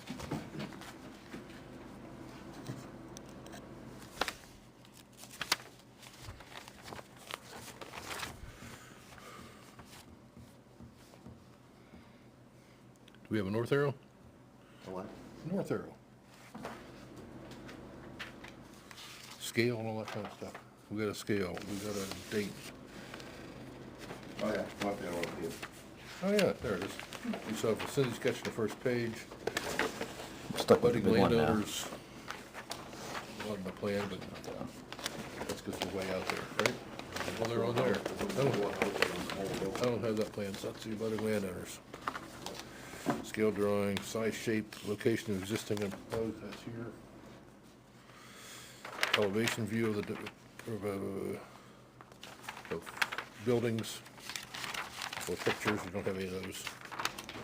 Katie and Melissa are your closest neighbors, right? They are, although that's actually Judy Rogers' property. Yeah. Yeah. Yep, but they are, yeah. For 20-plus years, Yep. or 20 or so years, yes. They are not technically abutters for this plan, though, because I own the lot in between.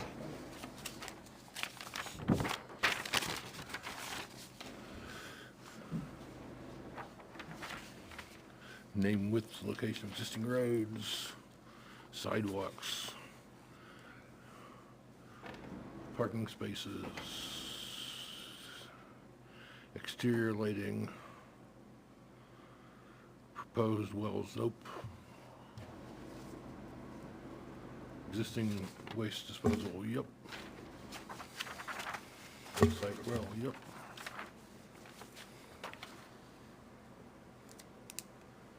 Don't think you have any signs out there. Well, you did on the Nope. building, actually. We'll ask for a waiver for the soil, how about that? Although I do have the survey if you want it.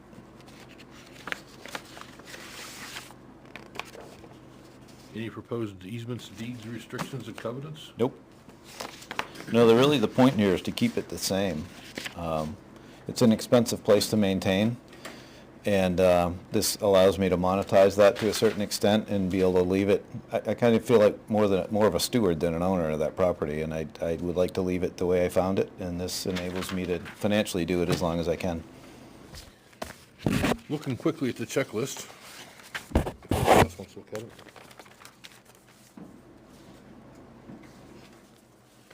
I don't see an elevation view and I don't see the soil data.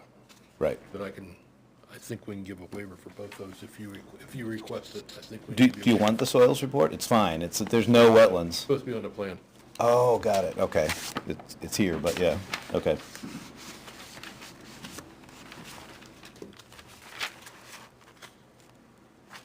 Did we already accept the thing there? No, we have to go through the checklist and then make a motion to accept it as complete. Then we can start talking about it. First things first.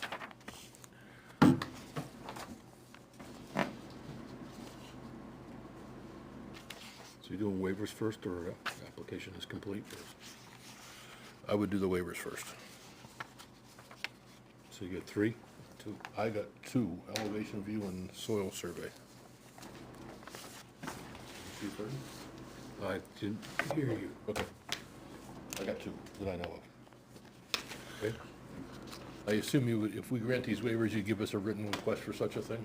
Absolutely. I knew you would. Yep, I can email. I brought a pad of paper for these exact things. That would work too. No, I'll email it, but you won't be able to read my writing. Is that a motion? I move we accept the waivers of soil and elevations. Do we have a second? Second. Everybody second. Everybody's second. Discussion. All in favor? Aye.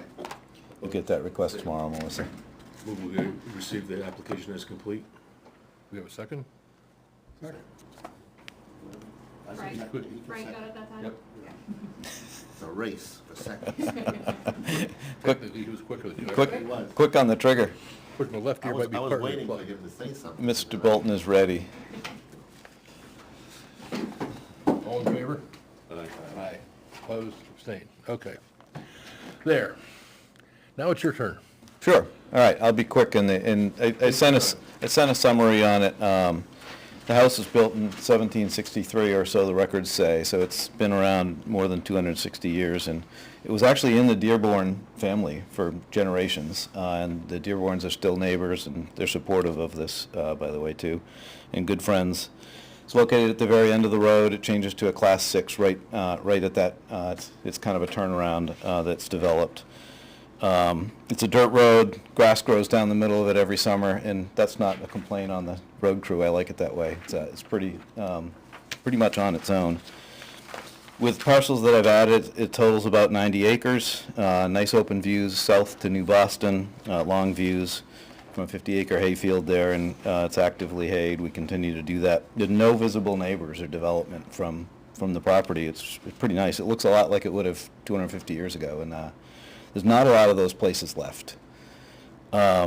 It's been farmed all along. Most recently, for the 25 or 26 years that I've owned it, we've taken 5 or 10,000, it really is very highly variable, 4 to 10,000 bales of hay off the fields every year. It's horse hay, the square bales, it's good hay. We intend to continue doing the same thing. There's no money in hay. Basically, it allows you to keep the place pretty and that the field's open, right? People buy it, but it about pays for the process and the equipment.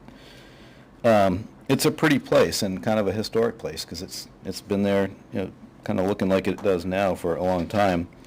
And I mentioned I start to think that we're more stewards than owners, and so this really is an attempt. And the state statute is helpful in these things. They've seen properties going to development, across the state, and so they're encouraging ways to find ancillary uses to keep the spaces open and undeveloped. So that's really what I'm trying to do here. It's getting really expensive to maintain. I'm getting close to retirement. It'll get hard at some point when I stop doing my day job to do that, and this might provide the ability to do this, to leave it as it is for quite a long time. The obvious highest and best use of the open land financially is development, right? I'd be in here and pack as many houses as I can in that field. That is absolutely not what I ever want to see happen. I'm not planning on doing it. But at some point, if I can't afford to leave it as it is, there's going to end up being McMansions in the field, and I don't think we want that to happen. So my plan is to use the land and barn as a venue to host events, as a way to be able to afford to maintain it undeveloped, and continuing its agricultural use, keep haying it as long as possible. And the plan really is to not change anything. This is a process to leave it the way it is, and there's a few places, and one of the reasons I love Ware, there's a bunch of places around town like that, right? So, trying to keep it the way it is. A benefit of how remote it is, there's no close abutters. I mean, you can see the plan, but the living, houses are 1,000, 1,200 feet away. It's basically a quarter of a mile. Jamie and Melissa, you're right, are the closest, and I think from the barn it's about 1,000 feet. Yeah. It's quite a ways. They're by far the closest. The point is to avoid development that would be visible and would be impactful to neighbors. The two local abutters who live there, Mike Snow and the Dearborns, are both supportive. I mean, they didn't come. They said they would, but I told them not to bother. If we need them to, we can.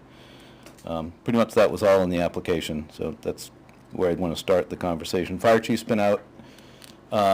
Basically just said, the barn, I'd have a maximum capacity of 80 persons in the barn, and we would post that, and that works. We would always have an event tent in the front where most of the activity would be.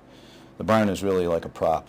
And, you know, maybe you'd have the caterer working out of it or the bar, but most of the people would end up being in the tent.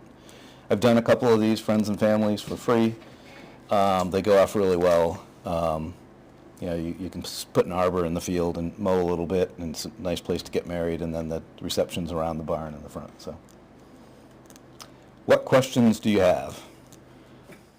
When you consider parking across the street, is that still gonna be maintained as a field, or is it gonna be a gravel parking lot? No, it'd be just as it is. I just mow it for events. So it might take 2 acres away from about a 50-acre field from hay production, and it's really firm ground, even in, you know, a heavy storm.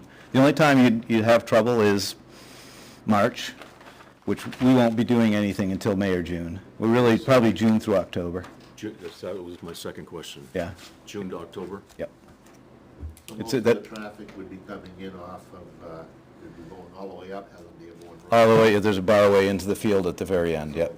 That's a very narrow, dusty road. Yes. And nobody has mentioned that, would you wanna have to take care of it? Because otherwise, with all the extra traffic on it, the town would probably have to run the grader on it more often, and that would cause more work for the town. Potentially. I think the more like I think you nailed it with the dust question. The more likely scenario is I would buy a spreader and I get a tractor and put it on the back of the tractor and spread some calcium chloride before an event. That's what I was kind of And because I want to be a good neighbor, right? They're my friends. And so you don't want the dust from 40 cars all over your house.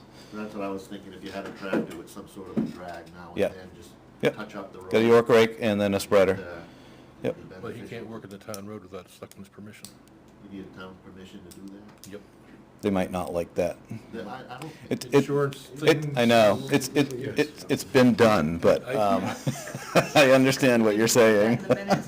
I'm not saying I did it, it's been No, you done. didn't. I'm sure people have worked on town roads in the past. I know of a couple. It washed out in '08, and I actually, yeah, I filled it. How is this an accessory use by the definition of accessory use in Article 4? Yeah, I did include, and I don't know if you've located it, I included the state statute definitions, kind of the Talk highlighted. about our zoning. Your zoning, okay. Accessory use shall mean a building or structure that is incidental and subordinate to the permitted use on a lot and used for purposes customarily associated with the primary use of the lot. I don't see how a wedding venue is customarily associated with farming. Right, but that I think is where the state statute intends to provide some guidance, that they define that, they've defined the whole agritourism business as a way to provide an accessory use as long as the agricultural use is ongoing. Kind of like a farming business. Plus- Almost plus like Craig- having a little fruit stand. Yeah, and if I was proposing to substitute the agricultural use with the wedding venue use, that would be a bigger problem, but I'm proposing that we add it as an accessory, and it's the way to continue the agricultural use, so I can afford to, because there isn't any money in it.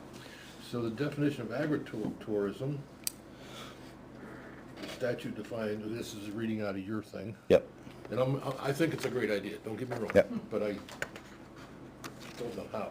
The statute defines agritourism as attracting visitors to a farm to attend events or activities that are accessory uses to the primary farm operation, right. including but not limited to eating a meal, making overnight stays, enjoyment of the farm environment, education about farm operations, or active involvement in the activity of the farm. Again, I don't see how wedding venues is part of that. They define what is not. They don't define what is. It says including, but not limited to. Yeah. So it is, eating a meal is accessory use. Right. Overnight stays, enjoyment of the farm, education about farm, active involvement in the farm, those are. They also then go on to state that agritourism shall not be prohibited on any property where the primary use is for agriculture, which we definitely meet. So it's a good question. See, I don't see how it fits our definition of accessory use, I don't see how it fits that. Again, I'm not, there's some other technical issues I have with the plan, but we'll get there. That's my, Enjoyment of the farm environment kind of is one of their, it's a stretch. I don't know if it's a stretch, and not to be argumentative in any way, but I No, think I'm not that's, trying to be- that's what people are looking for when they, if someone has the idea of a barn wedding, they like the setting, so I'm not sure. I mean, we go That's to a just- place in Charlestown to get apples, it's a big apple place up there. They have a barn with a wedding venue, they have a little stand, it's all part of the farm operation. Yeah, Nice. yeah.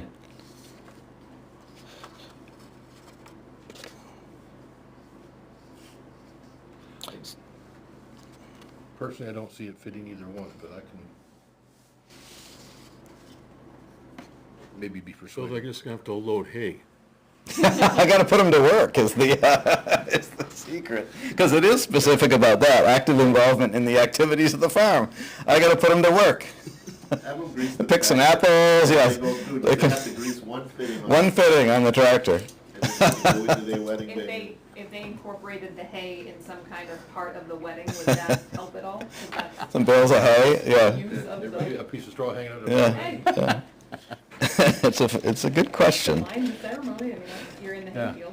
I'm not trying to like shade it. I didn't even pick up on that, I picked up on the pieces that I guess probably were in my favor. I didn't pick up on that question, to be natural. Proposed tent event is in the front setback, is that allowed in the front setback? It's a good question, I noted that too. That can be managed to a degree. The friends and family ones I've done have been there. But those have been, obviously unpermitted, they're just, family events, so, fair question. Is that the flattest spot It is, yeah, it'd be difficult. compared to where you have the handicap Yeah, parking? yeah, that wouldn't, That's not flat there. that starts to drain off. The parking is on another lot and going across property lines in the setback. So technically, you would have to have some kind of agreement with yourself to allow that area to be dedicated as parking to that venue. Because Yep. you could sell that piece of property Yep, and keep this. You would still have a permit to run the venues, but no place to park. I have an attorney telling me that I need to move some of the property into a trust and have these agreements from a liability protection standpoint, so, You're not the one to- so it's likely. You're not the one for the trust either, somebody else is, right? No. Lauren made notes on there. Not anymore, that is moved. Okay. Yeah, those are all in my name now. So the tax map is not, the tax cards are not current. Got it. I gotta get those updated. Come Yep. see Mary Ann to update that. I will do that, yep. Please. Because the assessor, when she came, was looking at the tax cards and brought up the point that you're listed as care of, but he's Yep. not listed as a trustee, so that Yep. was something. Yeah, Okay, yep, yeah, just yep. going in. They're updated, but they're gonna get updated again, because the lawyer wants it in a trust again, so I'm like, really? So once it's all said and done, bring You it to okay, Mary Ann. we'll skip this part and put it in the right, Wait yeah. till the end, yeah. Okay, it'll be supposedly this month if he's got it done in time. Perfect. Yeah. This nice little picture of the restrooms on wheels. They're fancy. They got bathrooms in it, they got You could handicap sinks. parking, but how's the handicap people gonna get up those steps? Fair question, Thank you. I think we're gonna have two different kinds. fair question. Some of them have the lift gates, but that picture does not. That's a good question. But there's plenty of room on the property if you really had to do a septic system, you could. If it works really well, and we like it, I'm not the wedding guy, and we enjoy it, I would likely come back, put a septic system on, and try to put a little bathhouse there, bathroom, men's and women's bathroom, but that's not part of this. We went to one of these venues for my niece a couple of months ago, and it was cold.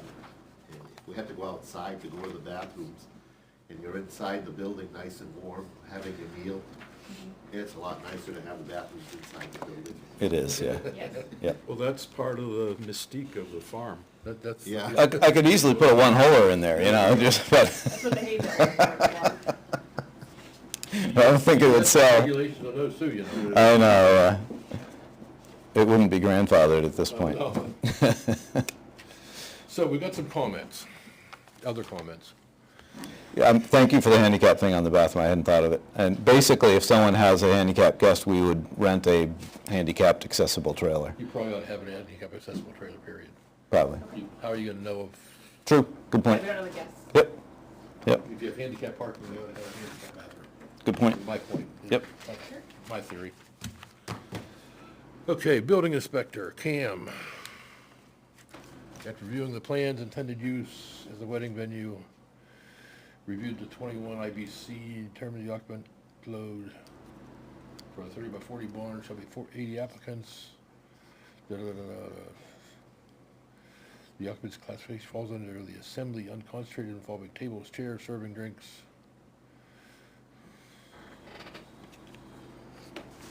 You would have to do something with egress requirements, including swinging doors, panic hardware, exit signage, emergency lighting, but you know about all that. The fire chief went through that with me, and I'm gonna have to bring the insurance company through, who will advise me on life safety. The barn was not built for this, so there's some retrofit. The inspector can help you with Yeah, that too. yeah, both of them. Plus, it's not gonna be your primary, right? If you're gonna use the tent for your primary, that's a staging area. right? True, but The way you I described still it. don't want the liability of someone falling off the second floor into the first floor, so that, that right now, it's not, there's not handrails in the places that you'd want them for guests, especially if they're drinking, right? So, yeah, it's gonna get some significant upgrades. So do you live here? Yes. The whole time. But you're gonna rent the house out? Occasionally, got an RV. Okay, Yep. that's the next question. Who's going in the field to I'm cross going in the the, street? exactly, so I can keep an eye on the place. I don't know how many of the people will want to rent it. It's just an option. If the bridal party wants to stay for the weekend, fine, just pay me for it, and you can have it, so. Is this a home-based business or home occupation? I don't know the definition of that, so I'd be hesitant to. Definitely home base. Because it's residentially zoned, right? The primary lot is zoned residential, yes. Yeah, with the house on it. Yep. So you're allowed, I'm gonna mess this all up, I already did. I think the chief said anything under 15, and we would never have more than 10 people in the house. That would be the limit. Churches, agriculture, Have you seen the barn they converted in Newport? single, two-family dwelling. I've seen a bunch of home-based them. business or home Some of them are Newport was beautiful. Taj Mahal, yeah, They took an old barn and they made it absolutely gorgeous. yeah. And they've got, I think, 5 or 6 rooms in it where people can stay overnight. In the barn? In the barn. Must be a big one. Big barn. This one's not that big, yeah. I built this one, it's not giant. So you're gonna have to try to fall under 17.2.5 accessory uses or structures and open space of land normally incidental to the permitted principal use of premises. Somehow. What, that's the statute, I don't 1725? think you're gonna be qualified as a home-based business or home occupation, including but not limited to lawyer, doctor, realtor, accountant, or notary. I don't think that's this. The other allowed use, accessory uses or structures, and open use of land normally incidental to the permitted principal use of the premises. So again, if we're saying it's an accessory use, you fall under 17.2.5. 1725 of the where zoning, or, yeah, okay. I don't think too much about state stuff. Yep. That's really the only way you're gonna fit, I think. Because that was Cam's question. That was Steve's question. It's not a home-based Yes. business? Steve. Steve. Yep. Sorry, Steve. That's okay. One syllable. Does the home business rule apply here? If so, will Mr. Dusky living on the property? Will there be plans to rent the house to the wedding party? Possibly, you said. Yeah, yes, on occasion, yep.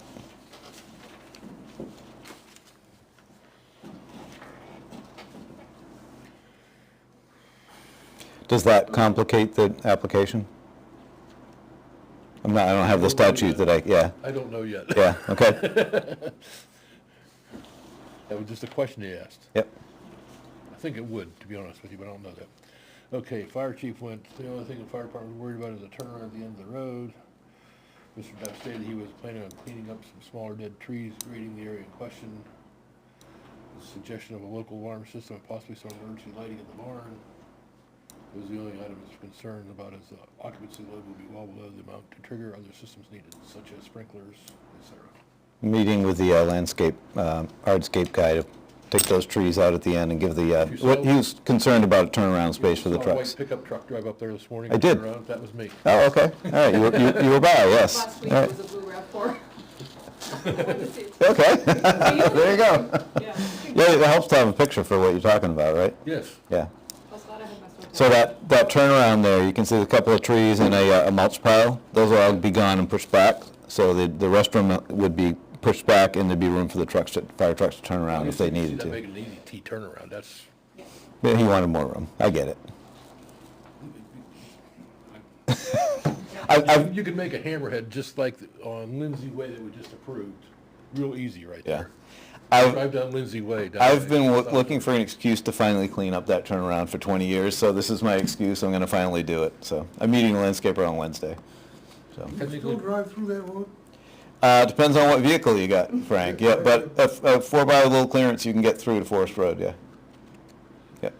Police chief, no comments. Conservation Commission reviewed plans and write-up and has no comments.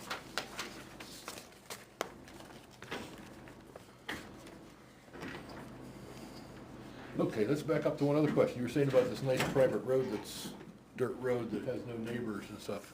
All of a sudden, 80 cars are driving by it. In a half hour to go to this wedding? Yep. Police detail at the end. Yeah. Yep. It's almost. I don't see any other way to manage it. Big enough to have two cars passing in the middle of? It is actually. Depends Yeah. on the cars. Yeah, but it is. I mean, two big trucks, you pull over and one of them decides to go by, but two cars can get by. Yep. Yep. I'm not sure two pickups can get by. Maybe. There's not Pickups a, for me and kid. yeah, it depends on where. There's a couple tight spots, but there's always a place to pull over and let someone by. So, nope. That seems like an awful lot of traffic on a gravel road to me. How many cars did you say? Not very often. We, Unlikely. the, 80 people, so Yeah. you're not gonna have 80 cars. He's got 80 parking spaces. I know, but he's not gonna have 80 cars. Tell everybody you have to carpool, Well, the good thing about it is not. or have a horse and We buggy did- at the top of the hill. yeah. Get a bus. Nothing against Jonathan, but he could be hit by a bus tomorrow, and all of a sudden somebody else is doing this wedding venue and putting 180 cars out there, 160 people. On somebody else's lot. Well, I kind of feel like there's a natural limit to the number of guests we can handle. The barn can take 80. Could I handle 100 guests? Maybe, but 120, not more than that. And the normal, because the engineering company that did the drawings here, Aries, they say basically you want about one space for every 2 guests. So that's what's drawn here with some extras. I really asked him to put 60. I think he put 80 in just to round up, to show that there's plenty of capacity. When I start to market this, the maximum will be 120. And parking spots is also for vendors, parking, Yeah. caterers, if the florists need to come and drop things off. Yeah. The DJ, band, things like that. So Photographers. the traffic is a good question. I've talked with the neighbors about, hey, I'll calcium chloride it to keep the dust down, and no one seems to be particularly worried about it.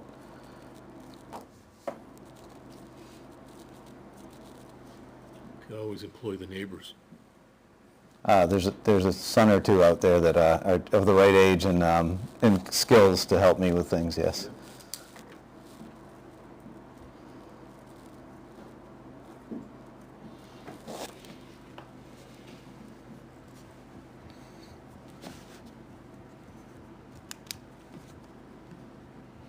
So you're saying you're limiting it to maximum number of people, how many? 120. Okay, so you do need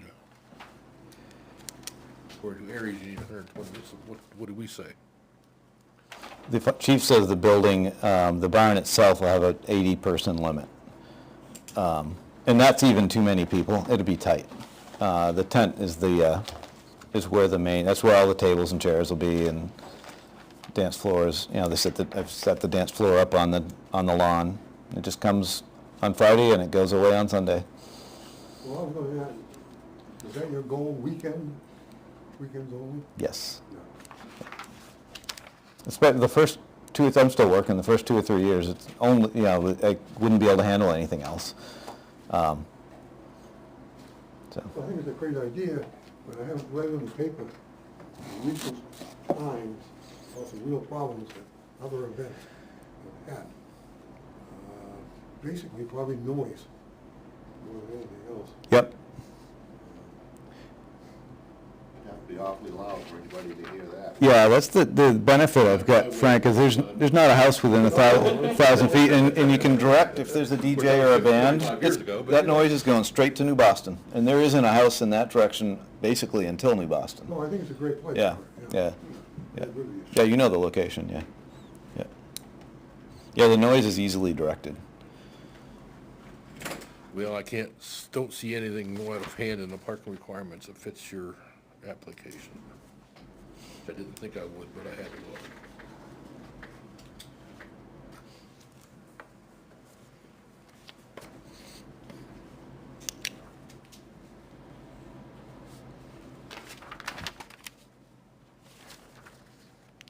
So how many, if you're gonna have 120 people and you're saying you need 80 spaces for 120 people, that'd be, 60 is what the engineer said, 2 for 1. oh, 2 per Yep. space? Yeah, we put some extras in, like Carrie Ann said, for vendors How and about place of assembly, churches, theaters, et cetera? That kind of sounds like this, right? Yep. reasonably. 1 space for 3 seats. There you go. 1 space per 55 inches of permanent bleacher bench seat. We're not gonna go there. No, okay. We have more than enough then by that. You were going 1 to 2, right? It's funny, he told me 1 to 3, I said, make it 1 to 2. Just that I'm conservative, so he was probably reading the statute. Well, you need. George has done work in the town before. You're also gonna have vendors and stuff like that, so Yeah. you're gonna need more than 1 to 3, but. Yep.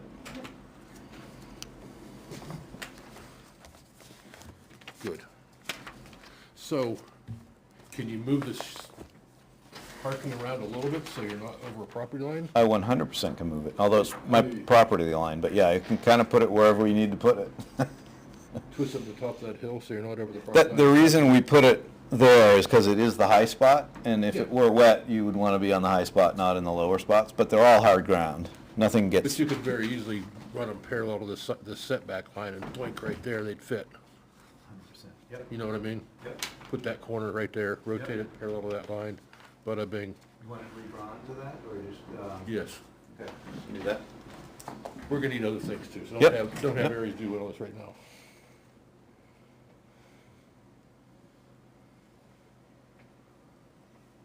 Like I said, you're gonna need something for the owner of 317-1 then to some legal thing saying that that's dedicated for parking Yeah. for whatever your lot number is, 310. Yep.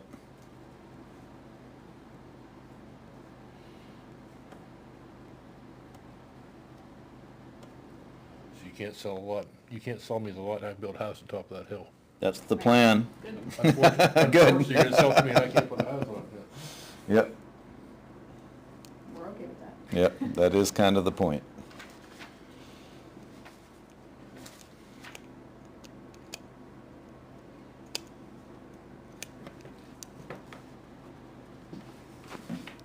Was the farm always those separate lots, or did you buy it up as you went along? The field across the street, Jim and Diana Spring owned that. They owned the house before me, so I bought the house in '99. There was an 8-acre lot next to it that I bought in, I don't know, call it 2005. And then the field, he owned the whole thing and he subdivided it as the town was changing zoning to make sure he could get it into lots, because he was thinking development. And so I bought that from him, I don't know, call it 2012 or something. So yeah, I kind of gathered them over time. I kind of wish it wasn't subdivided, but okay, whatever. I kinda wish I would've bought the land right next to me when I could've bought it. Oh, I know, don't we all have that? We're kicking ourselves for not buying things when they were cheap. I bought the land next to me. There you go. Way before. Yep. I wish I'd have bought the next one too, but you know, Yep. that's being greedy. I'm still hung up on the agritourism and accessory use, but can I talk to the attorney about that one too? Yep. Need a motion. I was gonna have him pay for that one. Yep. Then it's like I don't care, right? Right. Is that agreed? Tell me what you're asking for.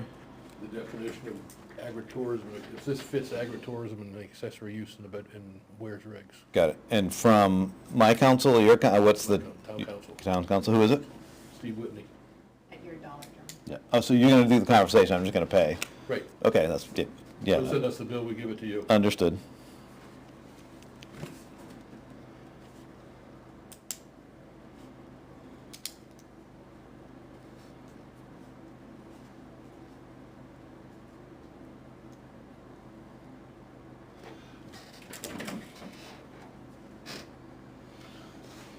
Yeah, it'd be too easy if it was my lawyer, right?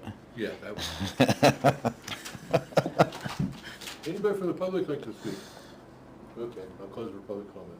I was trying to think some more while I said that. Do we want to do a sidewalk? I'd be happy to host you guys, yeah. No? Why not? Yeah, great place. Sidewalk? Road trip, is that what we're proposing? Yeah. When do you want to do a sidewalk? Probably not this weekend. No, not. Yeah, probably, let's do it on Sunday afternoon. Yeah. Bring your snowshoes, yeah. Your hunting boots, the ones that go up your knees, your waders, throw them all on. I'm pretty flexible next week. Saturday the 31st? Deliberative session, does that matter? Oh, that's right. Yeah, that matters.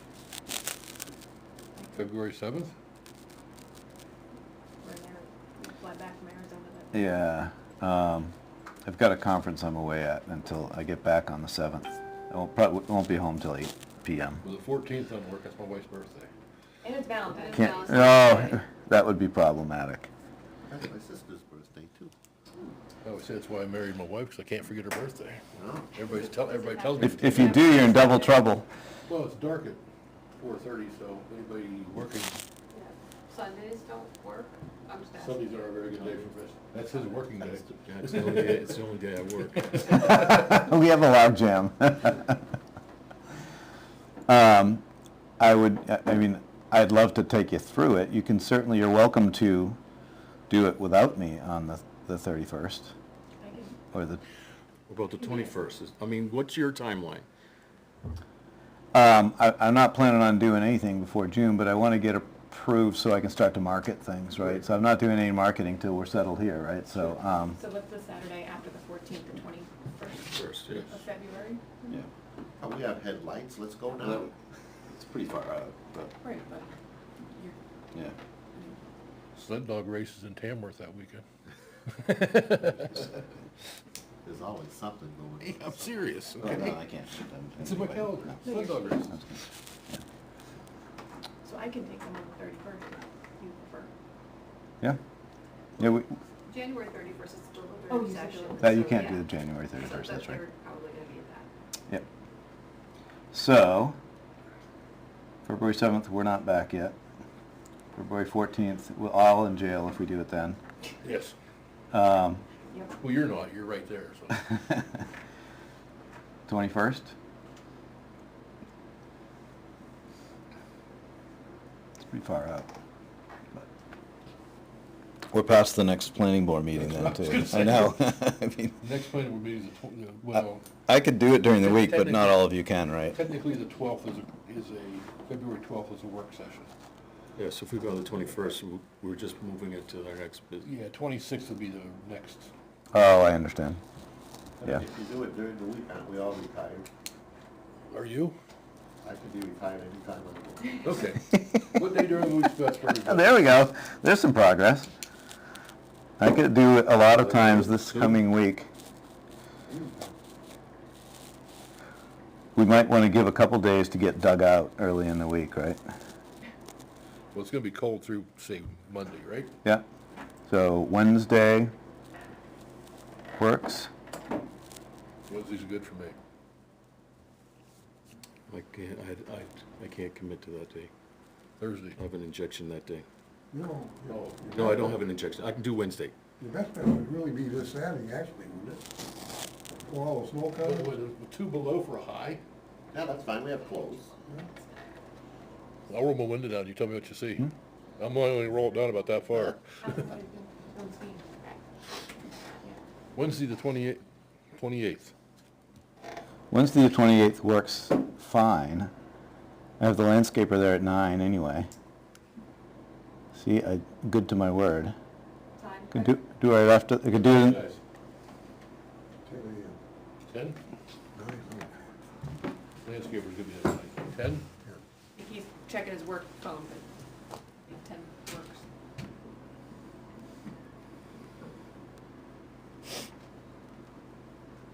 I'll make it work.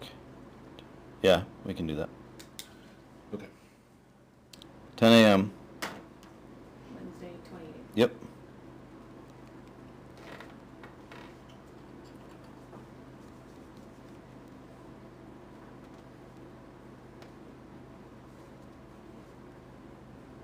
Okay.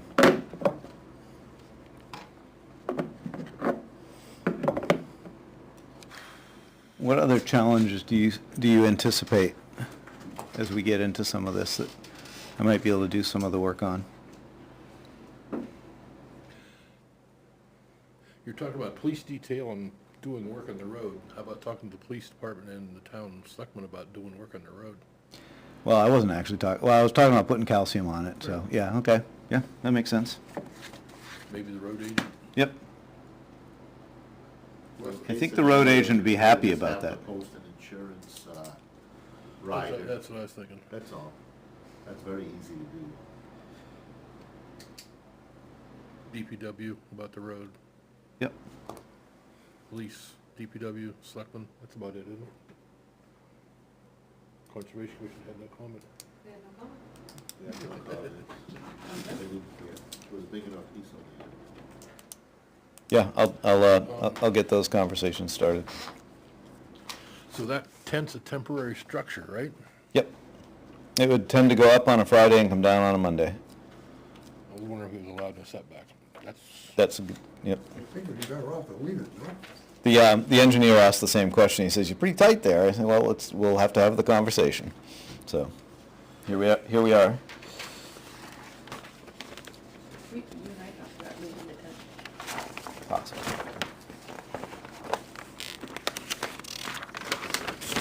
It would still be temporary. So, question: if it got really busy, potentially the tent would stay from one weekend to another if they're back-to-backs. That would still be considered a temporary structure, though, right? Because then it would still come down. I don't know if it's allowed yet, so it's not. Yeah, exactly. Fair, yep. Fair question. Trying to see how much room there is. Curious too, because I don't know if it's a temporary structure. I'm curious too. I don't know, Well, I got 4 tents on my land that's been there for 4 years. One's Oh. been there for 15 years, and it's still considered a temporary structure. Because it's a tent. You can take it down. It can come down at any time. Doesn't have to come down, but it can, is that right? Okay. And I specifically asked when I built them, I need permits. He asked himself, and he said yes. Who told me absolutely I don't need any kind of permit? And I was surprised. I do. That's all you need. That's okay.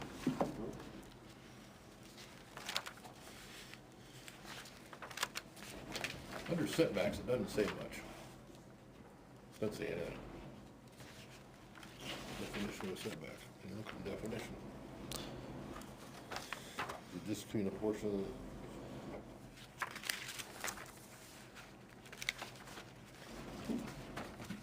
I'll have to find an answer to that. Can we ask, what's his name? Steve? Or Cam, whichever one's supposed to ask. Yes, Steve.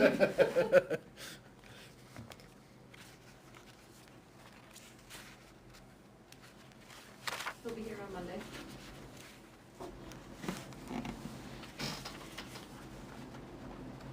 That's the only question I know.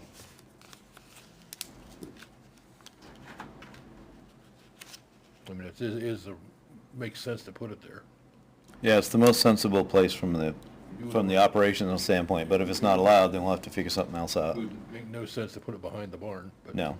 It could potentially, I don't know if there's the picture here on one of the narrative. It could potentially go over here where that little tree is, but it's not the natural spot for it. I'd probably take the apple tree down and put it there, but that would it's a nice little tree. It's too big to relocate.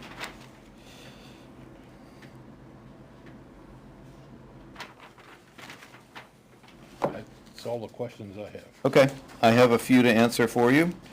You're gonna talk with town council Again, yes. about agritourism and send me the bill.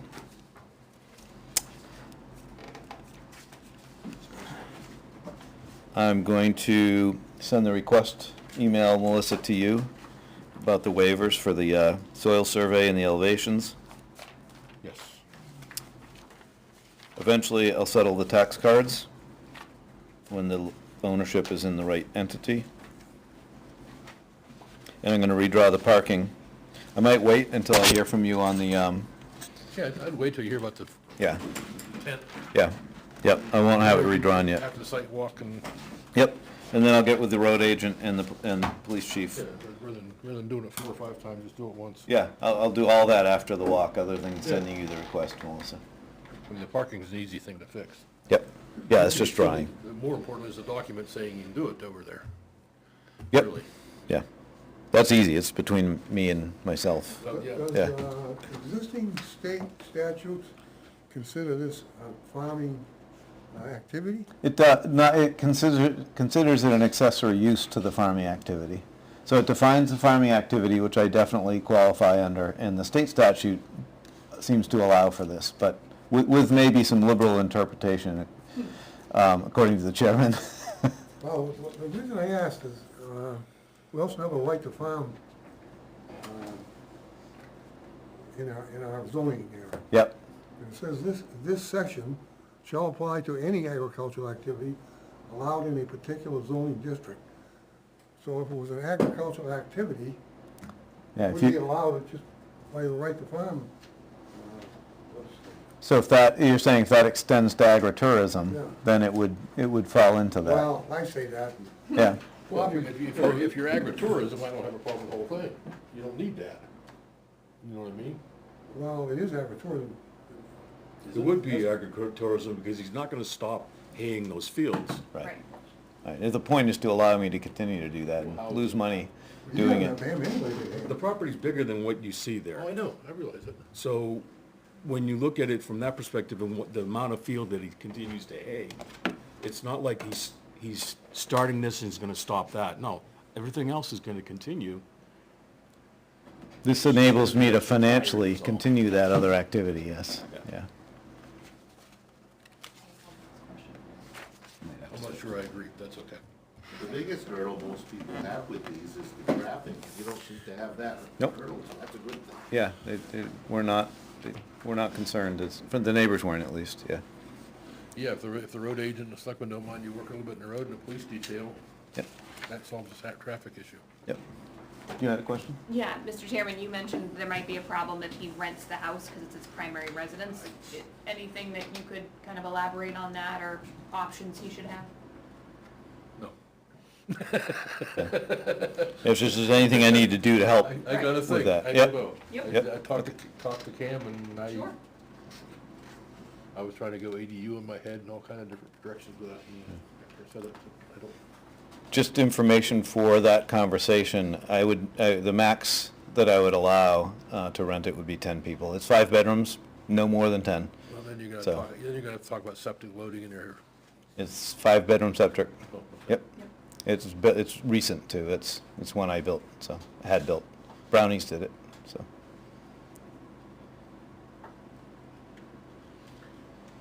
Any more questions?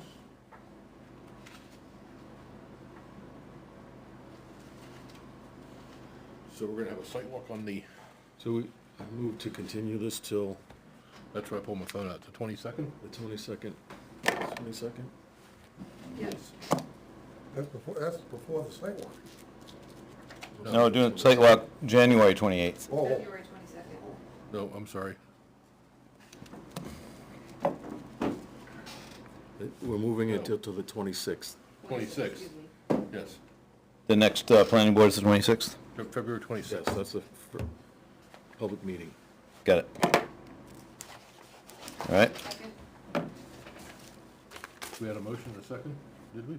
I don't have a second yet. I didn't hear it. Second. Okay.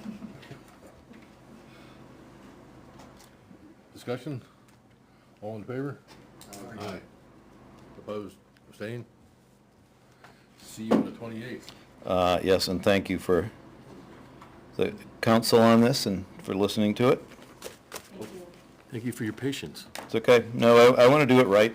You know, it's a property that matters. The neighbors are friends, so let's get it done right. All right.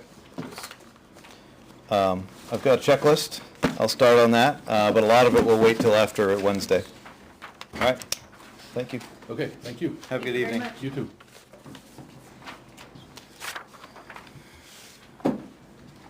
Other business, right? Yeah, I have minutes if you guys want to do those or table them. It's up to you. I did get a phone call from Naomi about the minutes from December, we can accept those. December, yes. Would you like to do those? No, they're fine. I told the attorneys they're okay. Okay. Thanks, Dan. Thank you all. Thank you. Thank you. Thank you for volunteering for our town. Welcome. You wanna join us? We have an Same. empty spot. What's We have an empty spot. You can join us. When I retire, I will have that conversation. Okay. No way I can pull it off right now, but I'd love to. I'm in the same boat. I understand. By the way, and look, I am totally Yeah. committed to my business. You're about to expand your business, you can't retire. That's right. Thank you all. Thank you. What is your first name again? What's your first name again? If you wanna do the January 8th minutes, we can. I wasn't here, so I can't. Can we do the master plan update quick? Sure. So we met as the minutes from the last meeting. It's the last time we met. We have moved our meeting dates from the first Wednesday to the third Thursday for February and March due to people being away and my hip replacement surgery Where do you meet? right here. The third Thursday? Third Thursday. No, we usually meet the first Wednesday. Oh, But the first Wednesday, people are away next month, and the first Wednesday in March is when my hip replacement is. So I'm not coming that night. So you're gonna meet the third Thursday. Yes, because that's the only other night available. Weren't we here? No, we're here. No, we're in the second and fourth. Okay. so. So that's the other You're meeting update. in January, third, We already met, you already met, yeah. Okay. At 7 o'clock? yes. That's all I have to report on that. That was easy. Yep. Quick. So I move to accept the December 11th minutes. Do we have a second? No, I'll say. Chuck seconded. All in discussion? All in favor? Aye. I'm gonna abstain just for the sake of abstaining. Don't know why, but I will. 301. Is it 3:01? Yep. I wasn't here for the January 8th meeting, so I don't really need to see the minutes if you guys wanna do them. Does anybody need copies of the January minutes? She's got it, I got it. I mean, he's got it. I know I do. It's because I made copies. If I didn't make copies, y'all wouldn't have them. I'll take one. Make sure it's like on that. I'll move to accept the January 8th minutes. Come on, let me at least have a copy by hand first. You made the Well, copies. we don't, the order of acceptance goes to move and accept, and then, move and second, and then discuss. Not discuss, then move and second. But you, I made a motion to accept the minutes. Do I have a second? do we have a second? I'll second Now we can discuss them. Discussion? It says I wasn't here, so looks good to me. I didn't, the only, I thought there was a issue, but then I reread the passage, the phrase, and it was fine, so I didn't, You're talking about the 8th or talking about January 8th. Oh, I already read these. yeah, I read them through a couple times. Yeah.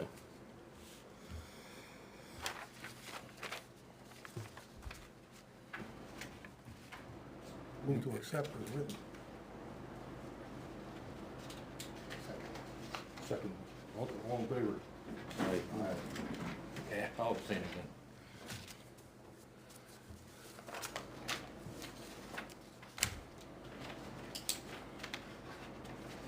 Other business. The only thing I have is Naomi sent an email about the flood insurance rate maps. Yep. I replied, I don't know if you saw my reply or not. Did. It was later. Our existing order says it has amended, so I don't know why we have to do anything. That might be something to suggest to the town council, maybe? I sent it to Naomi, she says she's gonna talk to Steve when he's here for the work session. Okay. So, yes. The only other We thing- wait, but I mean, so there's, even if the original email didn't get lost in the shuffle, it was already late. Well, it was December 24th. It was already late. It's already So too it late. already passed our procedural deadline, because we have had to have addressed the issue that meeting, which we didn't meet because It was Christmas. it was Christmas. In our first meeting, we covered all this amendment stuff anyway, so I'm not sure if it's gonna hurt us. I don't think it will hurt us if we have to address it in the next season. I don't think it will either, because like I said, it says as amended right on, Right. 2009 as amended. That's what they're doing, they're amending the plan. Yeah. The map, whatever. The only other thing I got is a January 5th email from Melissa. Since Danny Jean stepped down, we don't have anybody as a WARE representative to the Southern New Hampshire Planning Commission. She said she wanted to do it.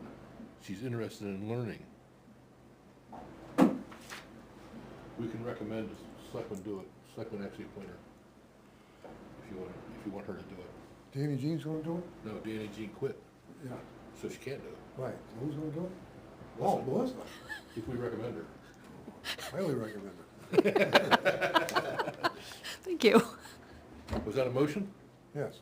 We have a second? Second. Very seconded. Discussion. I think it'd be a good idea. I know Bruce mentioned driving your own car or something like that and accompanying town time and crap like that. Figure it out later. That's what I thought. Yeah. When you talk to selectmen, they'll figure that out. Right. So we have a motion and a second to recommend Melissa to be our representative to the Southern New Hampshire Planning Commission. All in favor? Aye. Aye. I didn't need to abstain on that one. That's all I got for other business. Move to adjourn. Well, let her have it, well, 9:30, I got it. no, that was wondering if you had any other business. We have a motion, we have a second. Second. Discussion, all in favor? Aye. Opposed, abstained? We're done. Thank goodness. What's this?